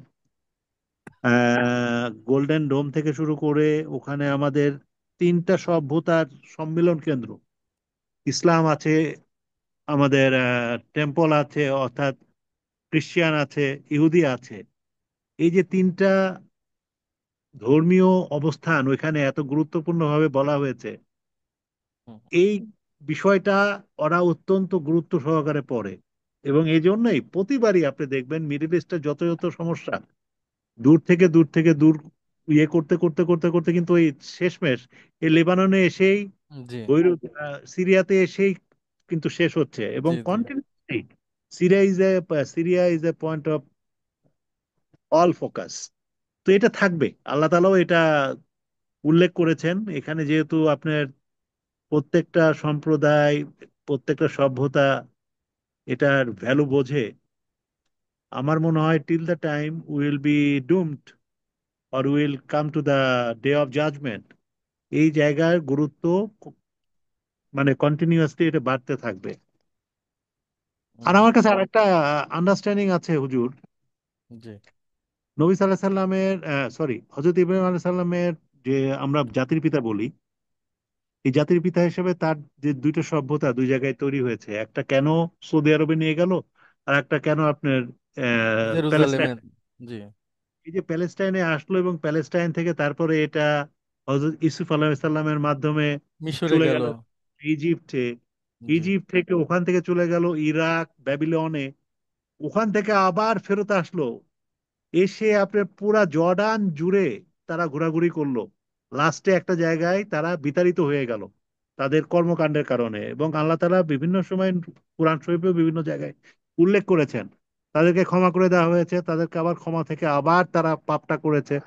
তারা একবার ক্ষমা করে আবার পরবর্তীতে ভুল করে, এবং ভুলের মাত্রা এত চরম হয় তখন তাদেরকে আবার বিতাড়িত করা হয়। তো এভাবেই ইহুদি সারা বিশ্ব জুড়ে ইহুদিরা কিন্তু প্রথম থেকেই অত্যন্ত কুচক্রী হিসাবে পরিচিত ছিল, এটা কোরআন শরীফে লেখা আছে হুজুর। জি জি তো এই কুচক্রী মানুষগুলা কিন্তু সারা বিশ্ব জুড়ে বিভিন্ন শিক্ষা গ্রহণ করেছে এবং শিক্ষিত হয়েছে। ফলে যখন একত্রে একটা জায়গায় তারা বসবাস শুরু করে, তখন বিভিন্ন জায়গা থেকে যে তাদের ইহুদ, দুটা জিনিস আছে কিন্তু হুজুর, একটা হচ্ছে জুদাইজম। জি। আর জুদাইজম। জি জুদাইজম এন্ড তাদের বিশ্বাসের একটা জায়গা, এক হচ্ছে তারা তাদের পবিত্র কিতাবটাও মানে এবং তাদের লাইফ স্টাইলটা মানে। আর একটা ইয়ে হচ্ছে কিতাব মানে না, বাট লাইফ স্টাইলটা মানে। এখন যারা লাইফ স্টাইলটা মানে তারাই কিন্তু এখন বর্তমানে সারা বিশ্বে যতগুলো অশান্তি সৃষ্টি হচ্ছে তার মূলে এই ক্যাটাগরির মানুষগুলো কিন্তু দায়ী বা দোষী হিসাবে চিহ্নিত। হুম আমার হুম। মনে হয় যে আমরা এই মিডিল ইস্টের এই জায়গাগুলোকে নিয়ে আসলে আমরা ডিফিকাল্টির মধ্যে থাকবো। হ্যাঁ জি স্যার, এইটা সেটাই। এবং রাসূল সাল্লাল্লাহু আলাইহি সাল্লামের যে ভবিষ্যৎবাণী সেগুলোও তাই বলে, যে এই ফিতনা ছেয়ে যাবে এই জায়গাটাতে। হ্যাঁ, এখন স্যার আধুনিক বা হচ্ছে মডার্ন স্টাডিজ সম্পর্কে তো আমাদের কোনো জ্ঞান নাই সাধারণ মানুষের, কিন্তু ধর্মীয় যতটুকু জানা যায় সেখান থেকে এতটুকু বোঝা যায় যে হ্যাঁ এরকম হয়। এবং একটা জিনিস লক্ষ্য করলে দেখা যায় যে আল্লাহ সুবহানাহু ওয়া তাআলা এই জায়গাটাকে কেন্দ্র করেই পৃথিবীর যে মানে ধন সম্পদ, যেটা মূল ধন সম্পদ, সেটাকে আল্লাহ সুবহানাহু ওয়া তাআলা দান করছেন। এবং হোলি ল্যান্ড, হ্যাঁ হোলি ল্যান্ড বলে এটাকে। এবং এই জায়গাগুলো হচ্ছে নবীদের দেশ। এখন অনেকে এইভাবে বলে যে নবীদের তো এখানে পাঠানো হয়েছে কারণ এখানকার লোকজন খারাপ, সেই জন্য। সেটা সেইটা একটা দৃষ্টিভঙ্গি। কিন্তু আবার এখানে ভালো মানুষও আছে অবশ্যই, হ্যাঁ ভালো মানুষও আছে। এবং এখান থেকেই মানে ইসলামের যে ভবিষ্যৎবাণী রাসূল সাল্লাল্লাহু আলাইহি সাল্লামের, যে পৃথিবী একটা সুন্দর সুব্যবস্থাপনার দিকে যাবে, সেটাও এইখান থেকেই হবে। আল্লাহ তো তাআলার হিসাবে মানে আল্লাহ তাআলার একটা বিশাল একটা ক্যালকুলেশন। আমাদের বায়তুল্লাহ, আল্লাহর ঘর, কাবা শরীফ, it is absolutely located at the centre of the earth. জি আপনি যদি ওই হিসাবটা করেন, এবং এই সেন্টারের উপরে আরশ, জি আমরা জি যদি জি প্রথম দিকে আরশ ছিল পানিতে, পানি থেকে উপরে চলে গেছে, কারণ আল্লাহ তাআলা তৈরিতে ওইভাবেই তৈরিটা করেছিলেন। আমার আরেকটা ইয়ে আছে হুজুর, যে আমাদের এই মুসলিম ল্যান্ডগুলোতে কেন এত অনাচার অত্যাচার? এই অনাচার অত্যাচার হওয়ার প্রধান উৎসই হচ্ছে আমাদের যারা ক্রিশ্চিয়ানস, যারা ইহুদি আছে, এটা মডার্ন স্টাডিও বলে। জি ইসরায়েলের গুরুত্ব কিন্তু অত বেশি ছিল না হুজুর। ইসরায়েলের গুরুত্ব হয়েছে আপনার আফটার ফিফটিস কেমন করে, যখন প্রথম তারা আরব ইসরায়েল ওয়ার করলো, তখন ইসরায়েল যে ট্যাকটিক ফলো করেছে, যে কৌশল ফলো করেছে, আপনি পুরা আরবদেরকে with their air power, they have just totally pin down, and then after the land forces inserted. তো খুব বেশি না, 6 দিনের একটা যুদ্ধের মধ্যেই তাদের যেটা প্রয়োজন ছিল সেই জায়গাগুলো তারা দখল করেছিল। এই দখল করা দেখে কিন্তু আমেরিকা, তারা কিন্তু চরমভাবে আশ্চর্যান্বিত হয়েছিল যে এই এতটুকু একটা দেশ এটা কি করে করলো। তো এইটা যখন কি করে করলো বুঝতে পেরেছে, তখন তারা বুঝতে পেরেছে যে এই ইসলাম বা আরব ওয়ার্ল্ডকে যদি কন্ট্রোল করতে হয়, তাহলে কেবলমাত্র একটা দেশ, যেটা টার্কি ছিল, টার্কির পরে অন্য আর একটা দেশ যেটা পারবে, সেটা হচ্ছে ইসরায়েল। তো ইসরায়েলকে স্পন্সর করা শুরু করে কিন্তু আপনার ফিফটিজ এর পরে আমেরিকা, জি তার আগে জি কিন্তু করে নাই। আচ্ছা, কিন্তু স্যার ওরা যে আসলো এখানে 47-48-এ, তখনও তো তাদের একটা সাপোর্ট ছিল, বা ওদের ওইখানকার। কমপ্লিটলি ইউকে দিয়েছে ওই সময়, হ্যাঁ তাদের সাপোর্ট তো পুরাপুরি তখন ব্রিটিশ দিয়েছে। জি জি ব্রিটিশের সাথে যে সম্পর্ক ছিল, ব্রিটিশ যুদ্ধে জয় হওয়ার পরে ইসরায়েলের একটা মানুষের, সকল মানুষের তখন একটা আলাদা ধরনের একটা সহানুভূতি কাজ করতো আপনার ইসরায়েলিদের উপরে। কারণ হিটলার সেকেন্ড ওয়ার্ল্ড ওয়ারে যে পরিমাণ হলোকাস্ট, যেটাকে জি বলে, হলোকাস্টের মাধ্যমে যত ইহুদি মেরেছে, সারা বিশ্ব তাদের প্রতি কিছুটা হলেও সহানুভূতিশীল ছিল। এই সহানুভূতি কাজে লাগিয়ে ইউকে কিন্তু বলছিল, এবং তখন থেকে আপনি আপনি দেখেন আপনার সৌদি আরবের কিং সাউদ পরিবারটাকে পেট্রোনাইজ কে করে? ব্রিটিশ করে। জি এই যে ব্রিটিশ করলো, এবং এই তখনই থেকে আপনার মুসলমানদের মধ্যে দুইটা বিভক্ত হয়ে গেল। এর শুরু হয়েছিল ফার্স্ট ওয়ার্ল্ড ওয়ারে, যেখানে আপনার বিশাল অটোমান এম্পায়ারকে ভেঙে জি 65টা রাষ্ট্র করা হয়েছে। জি জি যে 65টা রাষ্ট্রের মধ্যে বিভিন্ন আমাদের আরব ওয়ার্ল্ড গুলো আছে, এবং ইউরোপের বিভিন্ন কান্ট্রি আছে, যেটা পূর্বে এই অটোমান এম্পায়ারের আন্ডারে ছিল। তো এত বড় এম্পায়ারকে যখন ভেঙে ফেলে, তখনই আপনার প্রথম বিশ্বযুদ্ধের মাধ্যমে অটোমান এম্পায়ারকে দুর্বল করা হয়, এবং তখন যে অটোমান এম্পায়ারের পক্ষ থেকে সৌদি আরবে যিনি ছিলেন, সে তো অটোমান এম্পায়ারের এগেনস্টে ইয়ে করেছে, হুম, বিদ্রোহ করেছে। জি বিদ্রোহ করেই তো সে he became one part. So তখনকার হিসাব থেকে শুরু করলে আমার কাছে যেটা মনে হয় যে এটা বর্তমানে ওয়ার্ল্ড ওয়ার 2 হওয়ার পরে আমেরিকার একটা, মানে ফাইভ পাওয়ারের তো ডেফিনেটলি একটা রোল আছে, বাট এই রোলের মধ্যেও ফ্রান্স, ইউকে এবং আমেরিকা, এই তিনটা হচ্ছে বিশেষ করে তারা চায় যে মুসলিম বিশ্ব সবসময় অনাচার অত্যাচারের মধ্যে থাকবে, যাতে করে এই মুসলমান ধর্ম হিসাবে তাদেরকে আমরা ফান্ডামেন্টালিস্ট আখ্যা দিয়ে এদের প্রত্যেকের এগেনস্টে সারা বিশ্বকে এক করা হয়। তো এরকম চক্রান্তের একটা অংশ হিসাবেই কিন্তু ইসরায়েল আছে, এবং ইসরায়েল যতদিন আছে, ইসরায়েলকে আমেরিকা কোনোদিনই ছাড়বে না, বিকজ আমেরিকার প্রক্সি ওয়ার তো ইসরায়েল করে মিডল ইস্টে, জি অন্য জি কেউ তো করে না। হুম, আর কারা করে? যারা পেট্রো ডলার নিচ্ছে, মনে করেন সৌদি আরব, ইউনাইটেড আরব আমিরাত, কাতার কিছুটা এগেনস্টে আছে, জর্ডান, এরা তো হচ্ছে আমেরিকার পপেট গভর্নমেন্ট। জি সো আপনার এই আরব ওয়ার্ল্ডে আপনি কেউ মাথা চাড়া দিয়ে উঠতে পারে না কেন? এই যে গাজাতে এত মানুষ মারা যাচ্ছে, সব তো দেখি ফিনল্যান্ড থেকে শুরু করে অন্যান্য দেশ, তারা একে স্বীকৃতি দেওয়ার জন্য আপনার ইউএনএ কথাবার্তা বলে। আপনার আরব ওয়ার্ল্ডের কয়জন এ পর্যন্ত কথা বললো, বাট কথা বলে কাজ করলো কয়জন? এটা একটা একটা রহস্যজনক ব্যাপার স্যার, যে কেউই এ ব্যাপারে কোনো কথাই বলে না। তো এটাই হচ্ছে আমেরিকান পাওয়ার পলিটিক্স। তুমি কথা বলবা, তোমাকে আমি পরের দিন তোমার ব্যবস্থা করে দেব। সো ওই পাওয়ারটা আমরা আমাদের আমাদের যখনই হুজুর, আমরা প্যালেস, আমরা সুখ শান্তি, আমরা করাপশনের মধ্যে, আমরা আহ আমাদের চরিত্র হারিয়েছি, সেই মাত্রই আমরা মুসলমান হিসাবে আমাদের সমস্ত সংস্কৃতি নষ্ট হয়েছে। আমাদের যে 570 থেকে এত কম সময়ে সারা বিশ্ব জুড়ে মুসলিম যে কঙ্কার বা মুসলিম যে বিজয় ছিল, যে পরিমাণ এলাকা এত কম সময়ে আমরা অধিকার করেছিলাম, 570 থেকে সামথিং হাজার, 1100 1200 সাল পর্যন্ত অন্য কোনো সভ্যতা কিন্তু এত জায়গা এত কম সময়ের মধ্যে অর্জন করে নাই।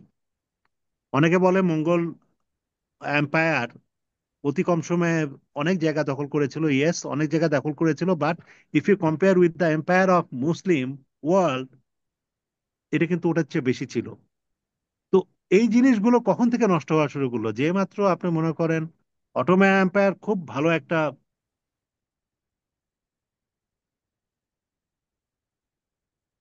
বিশাল নাম করা একটা এম্পায়ার, বাট এটা প্রচুর এলোমেলো কাজ শুরু হয়েছিল। এবং এটা আপনার মুয়াবিয়া, হযরত মুয়াবিয়া, হি ওয়াজ এ গ্রেট স্টেটসম্যান। জি। সিরিয়াতে যে জায়গা দখল করেছিল এবং তারপরে তাদের মধ্যে যে একটা সভ্যতা ওখানে তৈরি হয়, এই সভ্যতা পাওয়ার পলিটিক্সটা ভালো বুঝতো। বাট ভালো বুঝলেও এদের মধ্যে আস্তে আস্তে নোংরামি ঢুকে যায় এবং সেখান থেকে আপনার আমাদের ধ্বংস শুরু হয়েছে। তা না হলে আপনার এই মুসলিম ওয়ার্ল্ডকে স্প্যানিশ ওয়ার্ল্ড এইভাবে কি রুখে দিতে পারতো? এদের বিজয় পারতো না। তো আমার কাছে মনে হয় যে আমরা আসলে যতদিন পর্যন্ত সঠিক পথে ছিলাম, সঠিক কাজে ছিলাম, আমরা নৈতিকতাকে বুঝতাম, রাত্রে আমরা এই যে হযরত খালিদ বিন আল ওয়ালিদ, ওখানে কি ঘটনা ঘটে যে আমরা এত শত্রু থাকা, এত সৈন্য থাকা সত্ত্বেও তারা 3 ভাগের 1 ভাগের সৈন্য নিয়ে তারা আমাদের সাথে যুদ্ধ করে এবং জেতে। এটার কারণ হচ্ছে আমাদের মোরাল অ্যাসেন্ডেন্সি। আমাদের তখন নৈতিকতার পরিমাণ এত বেশি ছিল, আমরা রাত্রে এসে নামাজ পড়তাম, নামাজ পড়ে আমরা আল্লাহর কাছে সাহায্য চাইতাম। আর অন্যান্য ধর্মের যারা যোদ্ধা ছিল, তারা এই সাহায্য চাওয়ার পরিবর্তে তারা রাত্রে নাচ গান অন্যান্য ফুর্তিতে মেতে থাকতো। ফলে তাদের মোরাল একটা স্ট্যান্ডিং যে শক্ত, যে যুদ্ধ আমি করতেছি, যুদ্ধ আমি জয়ী হব, এই মনোভাবটার পরিবর্তে তাদের অস্ত্রের উপরে বেশি আস্থা ছিল। জি। আর আমাদের মুসলিম ওয়ার্ল্ডের তখন মানুষের উপরে, তার ইমানের উপরে আস্থা বেশি ছিল। যার ফলে মুসলিম ওয়ার্ল্ড অতি অল্প সময়ে অনেক বড় এলাকা জয় করতে পেরেছে। এবং স্যার এটা একটা বিখ্যাত উক্তি আছে, যে আপনার যখন হচ্ছে যে পারস্যের সাথে যুদ্ধ হচ্ছিল, হ্যাঁ, তখন পারস্য সম্রাট পাঠালো গোয়েন্দাগিরি করতে, যে যাও মুসলিম তাঁবুতে, যে কি করে দেখো তারা? কি করে। বলছে স্যার তারা তো সবাই কান্নাকাটি করতেছে। তাহলে পরের দিন তাহলে ভয় পেয়ে গেছে, তাহলে ঠিক আছে পরের দিন যুদ্ধ হবে, কিন্তু দেখা গেল যুদ্ধে তারা খুব ভালো পারফরমেন্স করছে। পরে আবার গোয়েন্দা পাঠালো যে কি ব্যাপার। বলছে স্যার তারা কান্নাকাটির সাথে তারা আরো দোয়া করছে যে আমি যেন কালকে শহীদ হই, বা আমার মানে তারা তারা যে যেই জিনিসটাকে স্যার আমরা ভয় পাই, তারা সেই ওই জিনিসটা জিনিসটাকে যদি হতে কামনা চায়। করে, কামনা করে, হ্যাঁ, Huge, তখন সে huge। বলল যে না, তাহলে আর এদের সাথে যুদ্ধ করে কখনো হবে না। এটা আমাদের গৌরবোজ্জ্বল ইতিহাস, হ্যাঁ, এবং এটার উপরেই তো আমরা বেঁচে ছিলাম, বা আমাদের ভিত্তি, হ্যাঁ। আমরা বর্তমান ট্যাকটিক্সে আমরা যে সমস্ত উদাহরণ টানি, আমাদের এই যে ইসলামিক যতগুলো ব্যাটেল আছে, 570, 611, 611, 12, 13, আমরা যদি বদর উহুদের যুদ্ধ থেকে শুরু করি, যতগুলো যুদ্ধ আছে এগুলি কিন্তু আমরা প্রচুর স্টাডি করি এবং স্টাডি করে আমাদের মিলিটারি হিস্ট্রিতে এখান থেকে আমাদের লেসন লার্ন গুলো নিই এবং পরবর্তীতে এটা বিভিন্ন যুদ্ধে আমরা নিজেরাও ব্যবহার করার চেষ্টা করি। এই জিনিসটা কিন্তু প্রত্যেকটা দেশই করে, জি। প্রত্যেকটা দেশই করে হুজুর। তো জিও এখানে পলিটিক্যাল এবং জিওগ্রাফিক্যাল একটা ইম্পর্টেন্সের উপর ভিত্তি করেই আমরা সবাই কিন্তু একটা দেশ পরিচালনা করে থাকি। তো ওই হিসাবে এই Middle East very very important, very very important. জি, অর্থাৎ স্যার মানে যারা হচ্ছে যে এই সংক্রান্ত আলাপ মানে বা হচ্ছে থাকে সেখানে এগুলো খুব গুরুত্বপূর্ণ লেসন, মানে আমি যদি ভুল না করি, যদি আমি জানি না স্যার, আপনার কাছে শুনতে চাচ্ছি আর কি। এই অবশ্যই, আচ্ছা জি। অবশ্যই। তার মানে স্যার আমরা যেভাবে মনে করি সাধারণ মানুষ যে তারা শুধু যুদ্ধই করছে, কিন্তু না, তারা অন্তর্নিহিত ব্যাপারগুলো পুরোপুরি পরিষ্কার, মানে আমাদের থেকে অনেক ধারণা তাদের আমরা তো পরিষ্কার। লেখাপড়া ছেড়ে দিয়েছি হুজুর, ওরাই এখন বেশি লেখাপড়া করে। আমাদেরকে শিখিয়ে দেওয়া হয়েছে কিভাবে আরাম আয়েশ, করাপশন, কিভাবে আমাদেরকে ওইখান থেকে বেশি মুখে অ্যারাবিক এই ফান্ডামেন্টালিজমের মাধ্যমে আমি যে অ্যারাবিক শিক্ষা করব, এটা আমার ধর্মপ্রাণ একটা অনুভূতি। এটাকে আমরা ধর্মভীরু একটা অনুভূতিতে নিয়ে পৌঁছায় দিয়েছি। এটাকে একটা জঙ্গি অনুভূতি নিয়ে তারা আমাদেরকে প্রকাশ করে দিয়েছে সারা বিশ্বে। ওয়ারেস আমাদের এই জায়গাগুলোতে যদি একটু আমাদের পরিষ্কার ধারণা, আমরা আমাদের জন্ম থেকে বাবা মা ভাই বোনের পক্ষ থেকে, আমাদের যারা মুসলিম স্কলার আছে তাদের পক্ষ থেকে ক্লিয়ারলি পেতাম, যে তাহলে কিন্তু আমাদের এই শিক্ষাটা কেবল কোরআন শরীফে থাকতো না, আমাদের নিজের আন্ডারস্ট্যান্ডিং এ থাকতো। তা না হলে আপনি কি করে আপনি এত কম পয়সা দিয়ে 50 টাকা 20 টাকা দিয়ে তাকে শিখাই দিচ্ছেন? সে যাকে খুন করতেছে, সে যেখানে আপনি মনে করেন একটা সেলফ ডিস্ট্রাক্টেড সুইসাইড বোম্বার নিয়ে সে নিজেকে মেরে ফেলতেছে, সে নাকি জিহাদ করতেছে, জিহাদ করলে সে এখানে যদি ইয়ে হয় সে বেহেশতে চলে যাবে। বাট কি কারণে করতেছে সে এটা জানে না। একটা লাইন তাকে শিখাই দেওয়া হয়েছে, ওই লাইনের উপর ভিত্তি করে কিন্তু সেই কাজগুলো করছে। তো এই সব বিষয়গুলো মানে আমাদের ওয়েস্টার্ন বলেন এবং আমাদের মুসলমানদের মধ্যে যারা আমাদের মুসলিম ধর্মের শত্রু, তারাই তো আমাদেরকে এগুলো শিখাইতেছে, এই মানুষগুলোকে তৈরি করতেছে। তৈরি করেই তো আজকে আপনি যত পৃথিবীতে যতগুলো খারাপ খারাপ কাজ হচ্ছে, তার খারাপ খারাপ কাজের কতগুলো আপনার মুসলমান ধর্ম অবলম্বী করছে এবং অন্যান্য ধর্মের কারা কতটা করতেছে, এটা যদি তুলনা করা হয় সেখানেও আপনি দেখবেন আমরা কি পরিমাণ মিসগাইডেড। তো আমাদের মিসগাইড হওয়ার যথেষ্ট কারণও আছে। Over the period of A time আমরা আমাদের মানসিক শক্তি হারিয়েছি, আমাদের সক্ষমতা হারিয়েছি, আমরা দুর্বল হয়ে পড়েছি, আমরা অন্যের সাহায্য ছাড়া চলতে পারি না। এরকম অনেক দেশ আছে, অনেকের। আর যারা এখন আপনার মনে করেন শিক্ষা এবং সংস্কৃতিতে বা টেকনোলজিতে অনেক বেশি এগিয়ে আছে, তারা তো আপনাকে আমাকে সবাইকে সব সময় 24 ঘন্টার মধ্যে আপনাকে পর্যবেক্ষণে রেখে দিয়েছে। তো আপনি কি করবেন কি করতে পারেন এটা তারা আগেই বুঝতেছে। ফলে ওইভাবে তারা তাদের প্রয়োজনীয় কার্যপরিধি, কার্যপন্থা তৈরি করতেছে। And this is how actually we are losing every day. এখন আমরা মুখে মুসলমান, বাট কাজে তো মোটেই মুসলমান না। জি জি। স্যার এই কথাটার একটা উদাহরণ আমরা এভাবে দিতে পারি, মানে যে ওই যে মানে অর্থাৎ আমরা যেটা ভাবছি তারা দেখা গেল অনেক আগে থেকে সেটা জানে, আমার ভাবনাটাও, এবং আমার হ্যাঁ, দৌড় কতটুকু, আমি কি করতে পারি না পারি সেটাও সে জানে। এবং স্যার তারা কত আগায়, মানে আমরা ওই যে রিসেন্টলি একটা বিমান দেখলাম স্যার, B2 আমেরিকান, হ্যাঁ, সে ওই যে 43 ঘন্টা 46 ঘন্টা উড়ে এসে বোম্বিং করে চলে যাচ্ছে। এটা স্যার 90 সালের দিকে নাকি তারা তৈরি করছে। অথচ আমাদের কারো কাছে তো এগুলা নাই, আমরা এগুলা জানিও না। হ্যাঁ, এখান থেকে বোঝা যায় মানে ভিজিবল যে একটা ব্যাপার, যে তার যে শক্তি কতখানি, আর যেটা দেখা যায় না সেটা তো আর আমরা হিসাবও করতে পারবো না। হ্যাঁ একেবারে একেবারে হুজুর, ইট ইজ ট্রু। আর আমি আপনাকে বললাম না, আপনার এই সমস্ত জ্ঞানী বিজ্ঞানী সব বিজ্ঞানী দেখেন, আপনার এই রাশা ভেঙেছে, রাশা ভেঙে ইউক্রেন থেকে শুরু করে বিভিন্ন দেশ হয়েছে। এই যে বিভিন্ন দেশের ক্যাপাবিলিটি এত বেশি ছিল ওখানকার বৈজ্ঞানিকদের পিক করে, এই আমেরিকা যা যা করতেছে এগুলি সব আমেরিকা করতেছে। ইহুদির বেস্ট যারা আহ, আছে তারাও আমেরিকা সংগ্রহ করেছে। বাঙালি যারা বেস্ট বেস্ট, আপনার বাংলাদেশে ব্রেন ড্রেন হচ্ছে, সারা পৃথিবী জুড়ে ব্রেন ড্রেন হচ্ছে কেন? এত বেশি টাকা পেলে ওরা ওদের নিজের কোনো এমপ্লয়মেন্ট তো কোনো দেশে, নিজের দেশে করতে পারতেছে না। Whereas তারা ওখানে গিয়ে কিনা করতেছে তারা। তো এইরকম আপনি যেটা বললেন, it is always like that. আপনি কি করবেন?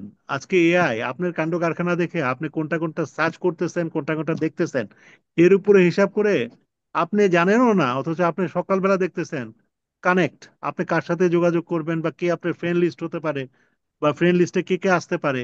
আপনি দেখতেছেন আরে একে তো আমি অনেকদিন দেখি নাই, হঠাৎ করে এর চেহারা আসলো কি করে? মেবি আপনি কোনো সময় আপনার মোবাইলে ওই নাম্বারটা, যে ওই ছেলে বা ওই মেয়ের নাম্বারটা আপনি কথা বলতে চেয়েছেন, অথবা একটা এসএমএস আসছে, অথবা he is following you every time. জি জি জি। হ্যাঁ, আমি we are under scrutiny, under surveillance, thoroughly এবং স্যার থরলি। আমি একটা জিমে ঢুকছি জাস্ট দেখার জন্য, এবং সেখানে 30 সেকেন্ড ছিলাম। বের হয়ে স্যার আমি দেখতেছি আমার ফোনে জিম সংক্রান্ত নোটিফিকেশন আসতেছে। হ্যাঁ, মানে একটা জিম। আমরা কিন্তু অনেক কিছু বুঝি না। আপনি মনে করেন লোকেশন আপনি অন করে রাখেন নাই, বাট আপনি যদি মনে করেন একটা ফ্ল্যাশ, আমি একটা লাইট, অথবা অন্য কোনো 10টা অ্যাপস আমি ডাউনলোড করি, ওই অ্যাপস গুলোই আপনাকে অজ্ঞাতে, আপনার নিজের কোনো জ্ঞানের বাইরে আপনাকে ফলো করতেছে। মোবাইল অন থাকলে আপনাকে বিভিন্ন সময় দেখতেছে। মানে this is now a serious situation. জি জি তার মানে এখন কি আমরা এখন মোবাইল টোবাইল সব বন্ধ করে দিব? আমরা তো সেটা পারবো না। জি। এখন মনে করেন আগের মতো টিপ বাটনের মোবাইলও পাওয়া যাচ্ছে না। সো এই যে টিপ বাটনের মোবাইল পাওয়া যাচ্ছে না এবং এই স্মার্ট মোবাইল চলে আসছে, এখন এই স্মার্ট মোবাইলকে আপনাকে নিতে হবে। ফলে এখন আপনি নিজেকে শিক্ষিত করা ছাড়া এটার এগেনস্টে আপনি কিন্তু আসলে কিছু করতে পারবেন না। হুম, আমার একটা ছোট্ট অ্যানালজি, জি আপনি মনে করেন গাজার এই বাচ্চাগুলো এতদিন ধরে না খেয়ে না ধুয়ে তারপরেও তো এরা বেঁচে আছে। হামাস, আমরা শিক্ষা দিই যে সেন্টার অফ গ্র্যাভিটি কি হইতে পারে, মানে যে কোনো জায়গায় আপনি আক্রমণ করবেন, ওই আক্রমণের সবচেয়ে দুর্বল এবং শক্তিশালী জায়গা কোনটা, ওইটাকে আক্রমণ করতে হবে ডাইরেক্ট। এখন ওইখানে আপনি তো ডাইরেক্টলি পৌঁছাতে পারবেন না, ওটা তো অনেক দুর্ভেদ্য। জি। খুব সুন্দর করে চারদিক থেকে আটকায় আপনার প্রোটেকশন দিয়ে তাকে রাখা আছে। সেই প্রোটেকশন গুলোকে বাইরে থেকে ভাঙতে হবে, ভাঙতে ভাঙতে আপনি ওই দুর্ভেদ্য জায়গা আপনি দখল করবেন। এই যে একটা জায়গা এরকম করে দখল করার একটা প্রক্রিয়া, এই প্রক্রিয়ার মধ্যেই আপনি আমাকে শেখানো হচ্ছে যে এখানে যেতে হবে কি করে। এবং তারা সারা পৃথিবী জুড়ে শিখাচ্ছে এইভাবে এইভাবে যাইতে হবে।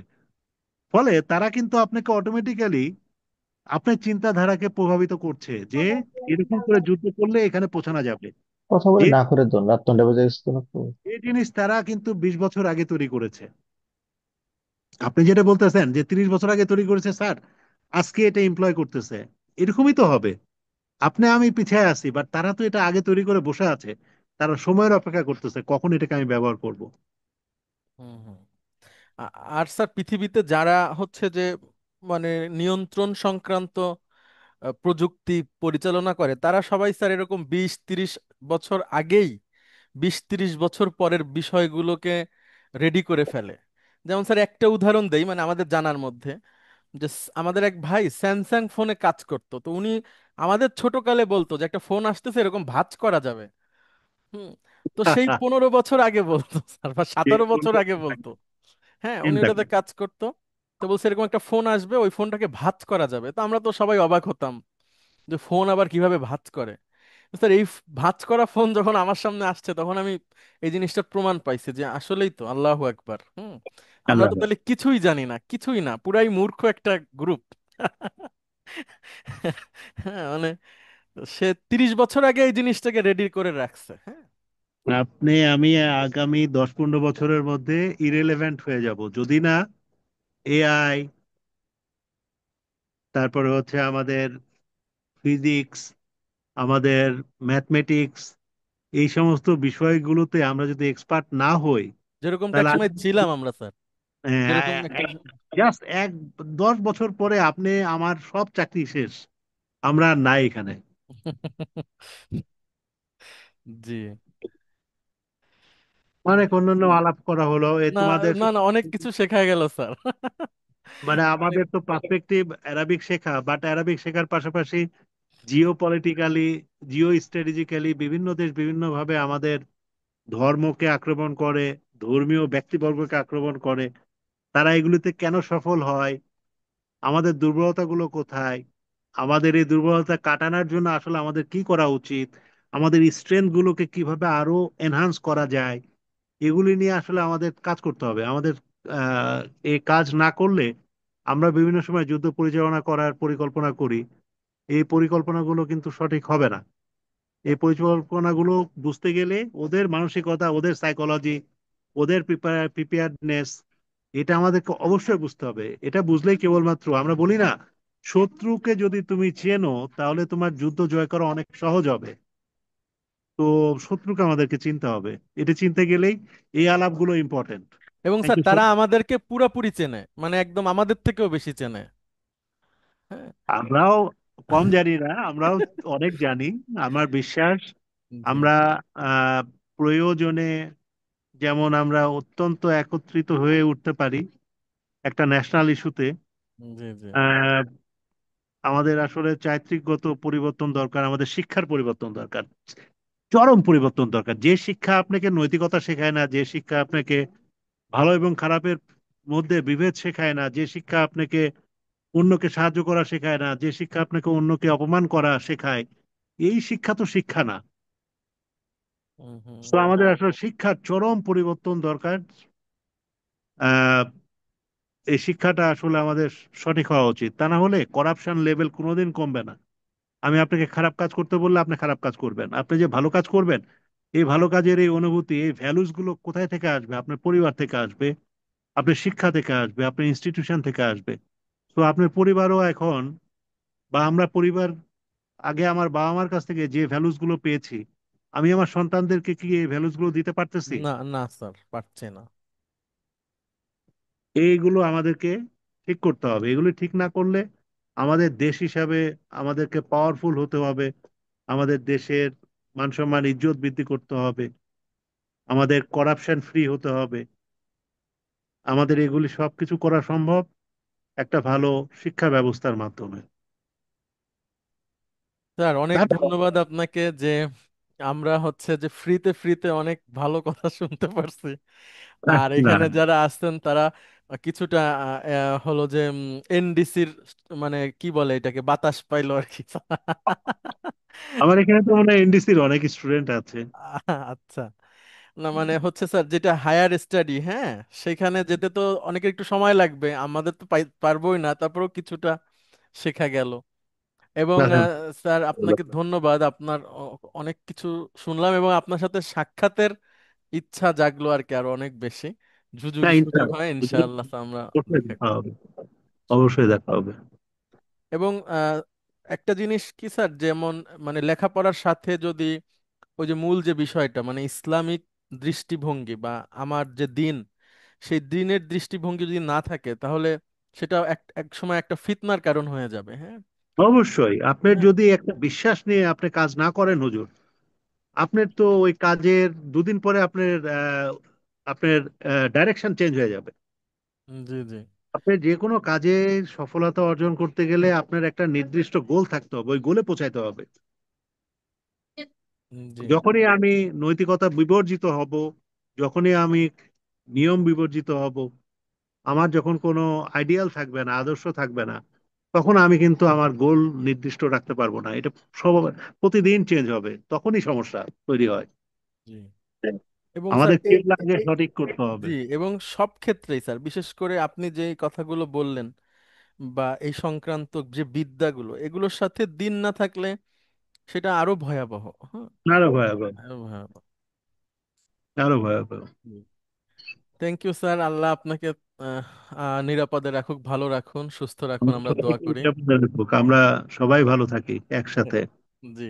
আসলে আল্লাহুম্মা আমিন। মানে অধিক পাওয়ার এবং অশিক্ষিত ব্যক্তি দ্বারা অধিক পাওয়ার যদি দেওয়া হয়, তাহলে যে এটা যে কি ভয়ঙ্কর বিপদ আনবে আপনার জন্য, আমার জন্য, এর চেয়ে আর বড় উদাহরণ নেই। এবং এটা তো স্যার কিয়ামতের একটা আলামত। না, না, আমরা তো বলি না দেয়ার আর গুড টাইম, কিছু কিছু আওয়ার আওয়ার বা ক্ষণ, জি জি কিয়ামত কেমন হবে, কিয়ামত হওয়ার আগে কি কি ঘটবে, তার অনেকগুলোই ঘটতেছে এখন। জি, আল্লাহ আমাদেরকে হেফাজত করুক। আচ্ছা, অনেক ধন্যবাদ, আমরা অনেক কিছু শিখলাম। এখন আজকে তাহলে যেটা আমরা আলাপ করলাম আমাদের লেসনে, সেটা হচ্ছে নাত মানুতের একটা বিষয় এখানে আছে। আমরা কয়েকটা সেন্টেন্স পড়ব, পড়ে অনুবাদ করব ইনশাআল্লাহ, এক্সারসাইজ 3 থেকে। হুম। আচ্ছা, আপনাদের মধ্যে থেকে একজন আসবেন প্লিজ। কে আসবেন? শরীফ ভাই, আপনি আসেন। Lieutenant colonel Zahid. আহ, হুম, আসসালামু আলাইকুম স্যার। ওয়ালাইকুম আসসালাম রহমতুল্লাহ। জি প্লিজ। স্যার আমি একটু পরে আসি স্যার, আমার হ্যাঁ, একটু। শিওর শিওর ও, শিওর, কোনো অসুবিধা নাই। আচ্ছা, মাসুদ আলম ভাই, মেজর আশরাফ প্লিজ, বা নাজমুল ভাই আপনি বলতে চান? জি স্যার। Please, please. স্যার উরিদু আইয়াশরাবা মা আন বারিদান। আমি ঠান্ডা পানি খেতে চাই, গুড।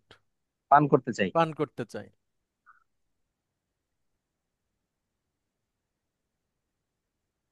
আকরাউল কুরআনা আকরাউল কুরআনাল কারীমা কুল্লা সাবাহান। আহ, প্রতিদিন সকালে কুরআনুল কারীম তেলাওয়াত করো। না, তেলাওয়াত। আকরাও আমি পড়ি। আক্রম হচ্ছে আমি করি, আমি প্রতিদিন সকালে কুরআনুল কারীম তেলাওয়াত করি।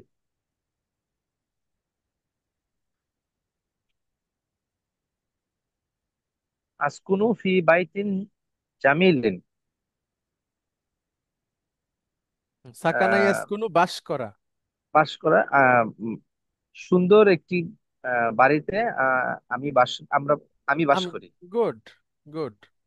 আবার বলেন আরবিটা। সুন্দর একটি বাড়িতে আমি বাস করি।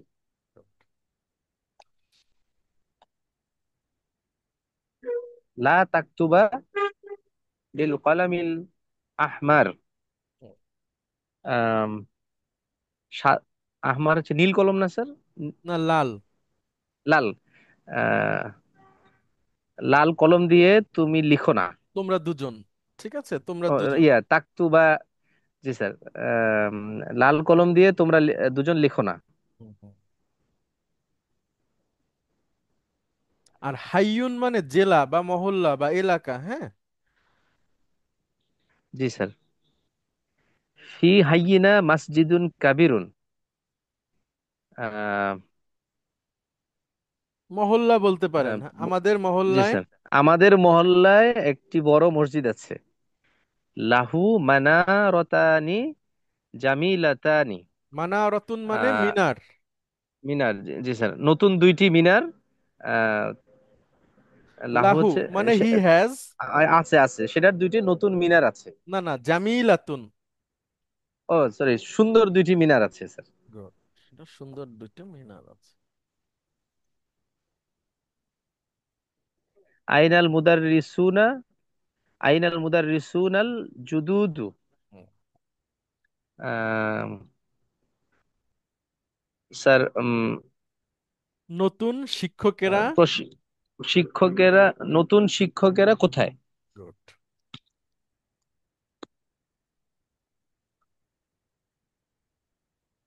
হাফিজতু সূরাতাইনি তাওয়িলাতাইনি। আহ, টেবিলের, আমরা তবিলাতানি টেবিল না, হাফিজ তো মানে ও কি আমি সরি, মুখস্থ করেছি। আমি মুখস্থ করেছি জি স্যার। আর আহ, তবিলাতুন মানে হচ্ছে লম্বা। তবিলুন লম্বা স্যার, জি বা স্যার। তবিলাতুন মানে হচ্ছে লম্বা। লম্বা, লম্বা দুইটি সূরা আমি মুখস্থ করেছি। Good. লম্বা দুইটা সূরা মুখস্থ করেছি। আপনার তো 30 নাম্বার পারা মুখস্থ, তাই না নাকি?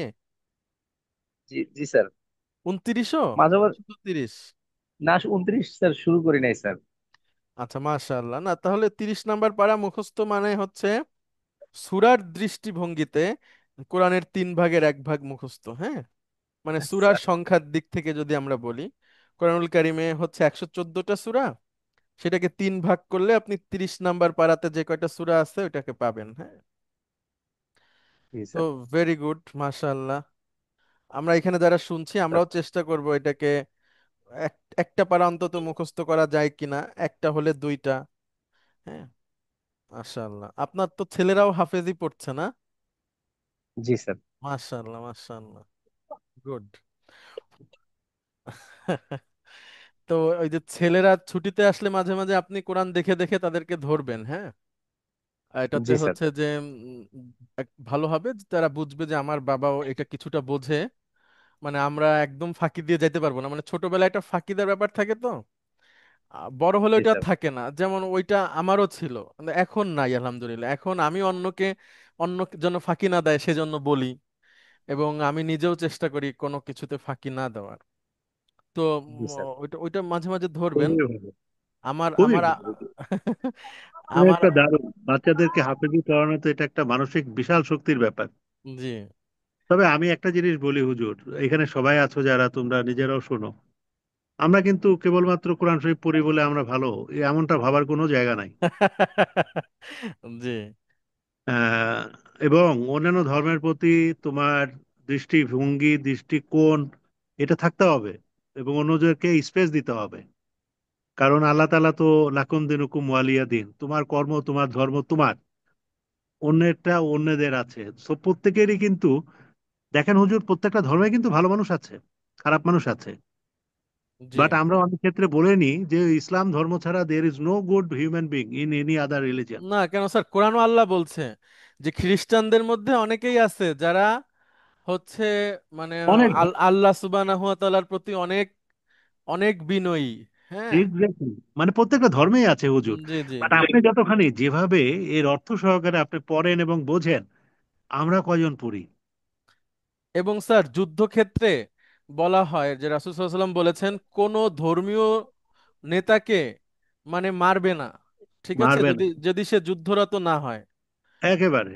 সো মানে আপনাকে এই শিক্ষাগুলো, আমার কাছে মনে হয় যে আমাদের যারা এই কোরআনের উপরে বিশেষ ব্যক্তিবর্গ আছে, যে সমস্ত প্রজ্ঞাবান ব্যক্তি আছে যারা নিজেদেরকে অনেক বড়, অনেক মুসল্লি ভাবে, এরা এই কোরআন শিক্ষাটা সঠিকভাবে মানুষের মধ্যে ছড়াইতে পারে নাই।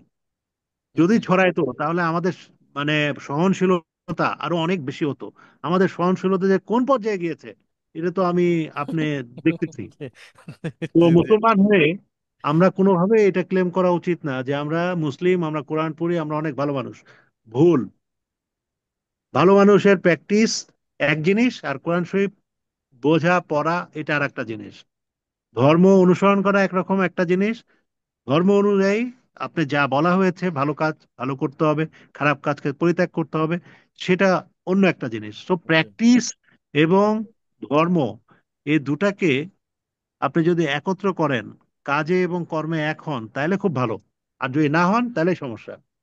এবং স্যার ওই 2 বছর আগে হজে সৌদি আরবের সরকার একটা লোককে নিয়ে আসছিল। ওনার নামটা আমি ভুলে গেছি। উনি একজন পাদ্রী ছিল স্যার, এবং অনেক বড় পাদ্রী ছিল। মানে 10,000 লোকের ইমাম ছিল খ্রিস্টানদের, আফ্রিকার। তো আচ্ছা, উনি স্যার মুসলিম হয়ে গেছে, 10,000 খ্রিস্টান একসাথে মুসলিম হয়ে গেছে। একটা তো মুসলমান হয়ে হ্যাঁ। গেছে। তো মানে ধর্মীয় যা ব্যক্তিত্বের অনেক মর্যাদা আছে, সে যে ধর্মেরই হোক, এবং সে যদি ভালো মানুষ হয়, যুদ্ধরত না হয়, তো তাকে, তো রাসূল সাল্লাল্লাহু আলাইহি ওয়াসাল্লাম যেটা বলেছেন এটাও একটা কৌশল স্যার, মানে ইসলামকে সামনে নিয়ে যাওয়ার। যে কেমনে যখন নিয়ে সে যাবো? দেখবে যে না, সে তো আমার প্রতি দয়া পরবশ, হ্যাঁ, সে তো এক্স্যাক্টলি। প্রতিশোধ পরায়ণ না, তখন সে ইসলামের দিকে ঝুঁকবে। হ্যাঁ। তুমি তোমার ধর্ম প্র্যাকটিস করো, আমাকে জিজিয়া দাও, জি জি জি। এবং নিরাপদে থাকো। হ্যাঁ। এবং আমি তোমাকে নিরাপত্তা দিব।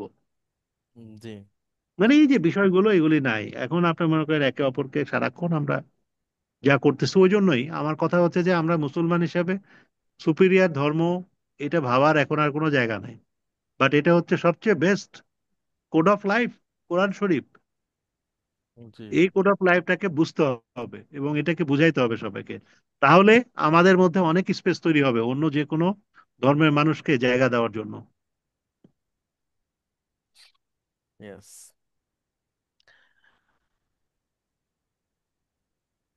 তারপরে নাজমুল ভাই প্লিজ। G sir. হুম রিজালুন সলিহুনা, তিনি তারা তারা। আহ, তারা আহ, সৎ আহ, ব্যবসায়ী, না না, রিজালুন হচ্ছে মানুষ। পুরুষ মানুষ, সৎ সৎ লোক আর কি স্যার। তারা ভালো ভদ্রলোক, ভালো মানুষ, হ্যাঁ। জি স্যার।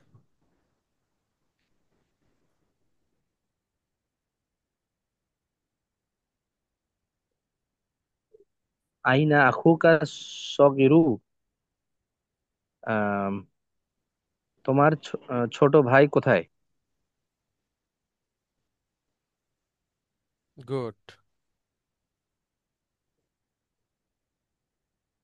মাজা ক্বালা লাকা আহমাদুল বাকিস্তানিয়্যু। আহ আহমাদুল পাকিস্তানিয়ু মানে আহমদ এটা মানে হচ্ছে আহমাদ। পাকিস্তানের আহমদ। গুড, মানে এটা হচ্ছে আহমাদের জাতীয়তা বুঝাইছে, হ্যাঁ। জাতীয়তা মানে পাকিস্তানি পাকিস্তানি আহমদ। আহমাদ। Yes, yes.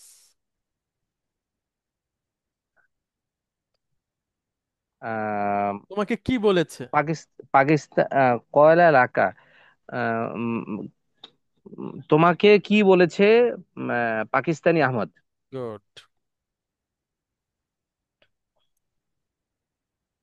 ওকে, আচ্ছা, অনেক ধন্যবাদ। এতটুকু থাকুক, এক্সারসাইজ 3 পর্যন্ত আমরা পড়লাম, বাকিটা নেক্সট ক্লাসে পড়বো ইনশাল্লাহ। আমি আপনাদেরকে একটা ফর্মের মতো জিনিস পিডিএফ করে পাঠাবো, আপনারা একটু কাইন্ডলি সবাই ওইটাকে প্রিন্ট করে আপনাদের কাছে রাখবেন। নেক্সট ক্লাসের আগে আমি গ্রুপে লিখে দিব, তাহলে ওইখানে আমরা ওই আমাদের সম্পর্কে যে ইনফরমেশন গুলো ওইটা ওই ফরম্যাটে রেখে লিখে পড়ে তারপরে ইনশাআল্লাহ আমরা যদি কোনো মৌখিক পরীক্ষা হয় আমাদের বা কোথাও কোনো অনুষ্ঠান হয় আমরা এটা বলবো ইনশাআল্লাহ। ঠিক আছে, অনেক ধন্যবাদ আপনাদের সবাইকে। আল্লাহ সুবহানাহু ওয়া স্যার, তাআলা আমাদেরকে, স্যার জি। একটা কথা বলতাম স্যার, ওই গত কয়েকদিন আগে স্যার 10 তারিখের মধ্যে একটা হোমওয়ার্ক বা হোম টাস্ক কমপ্লিট জি জি করার জন্য নয় জি টাস্ক জি দিয়েছিলেন স্যার। জি জি। স্যার এটা 1-2 দিন একটু সময় হ্যাঁ, বাড়ায় দেওয়া বানান, যায় কিনা ঠিক স্যার? আছে, ঠিক আছে, দেন, অসুবিধা নেই। ঠিক জি আছে, স্যার। Thank you. তো আমরা থ্যাংক যে ইউ স্যার। কথাগুলো আজকে শুনলাম এগুলো আমাদেরকে অনুধাবন করার তৌফিক দান করুক, এবং এর মধ্যে যে কল্যাণ আছে সেটা আল্লাহ সুবহানাহু ওয়া তাআলা আমাদেরকে দান করুক। সবাইকে অনেক ধন্যবাদ। দেখা হবে আগামী ক্লাসে ইনশাআল্লাহ। আসসালামু আলাইকুম। ওয়ালাইকুম আসসালাম ওয়া ওয়ালাইকুম রাহমাতুল্লাহ। আসসালাম ওয়া রাহমাতুল্লাহি ওয়া বারাকাতুহু। ওয়ালাইকুম আসসালামু আলাইকুম স্যার। আসসালাম।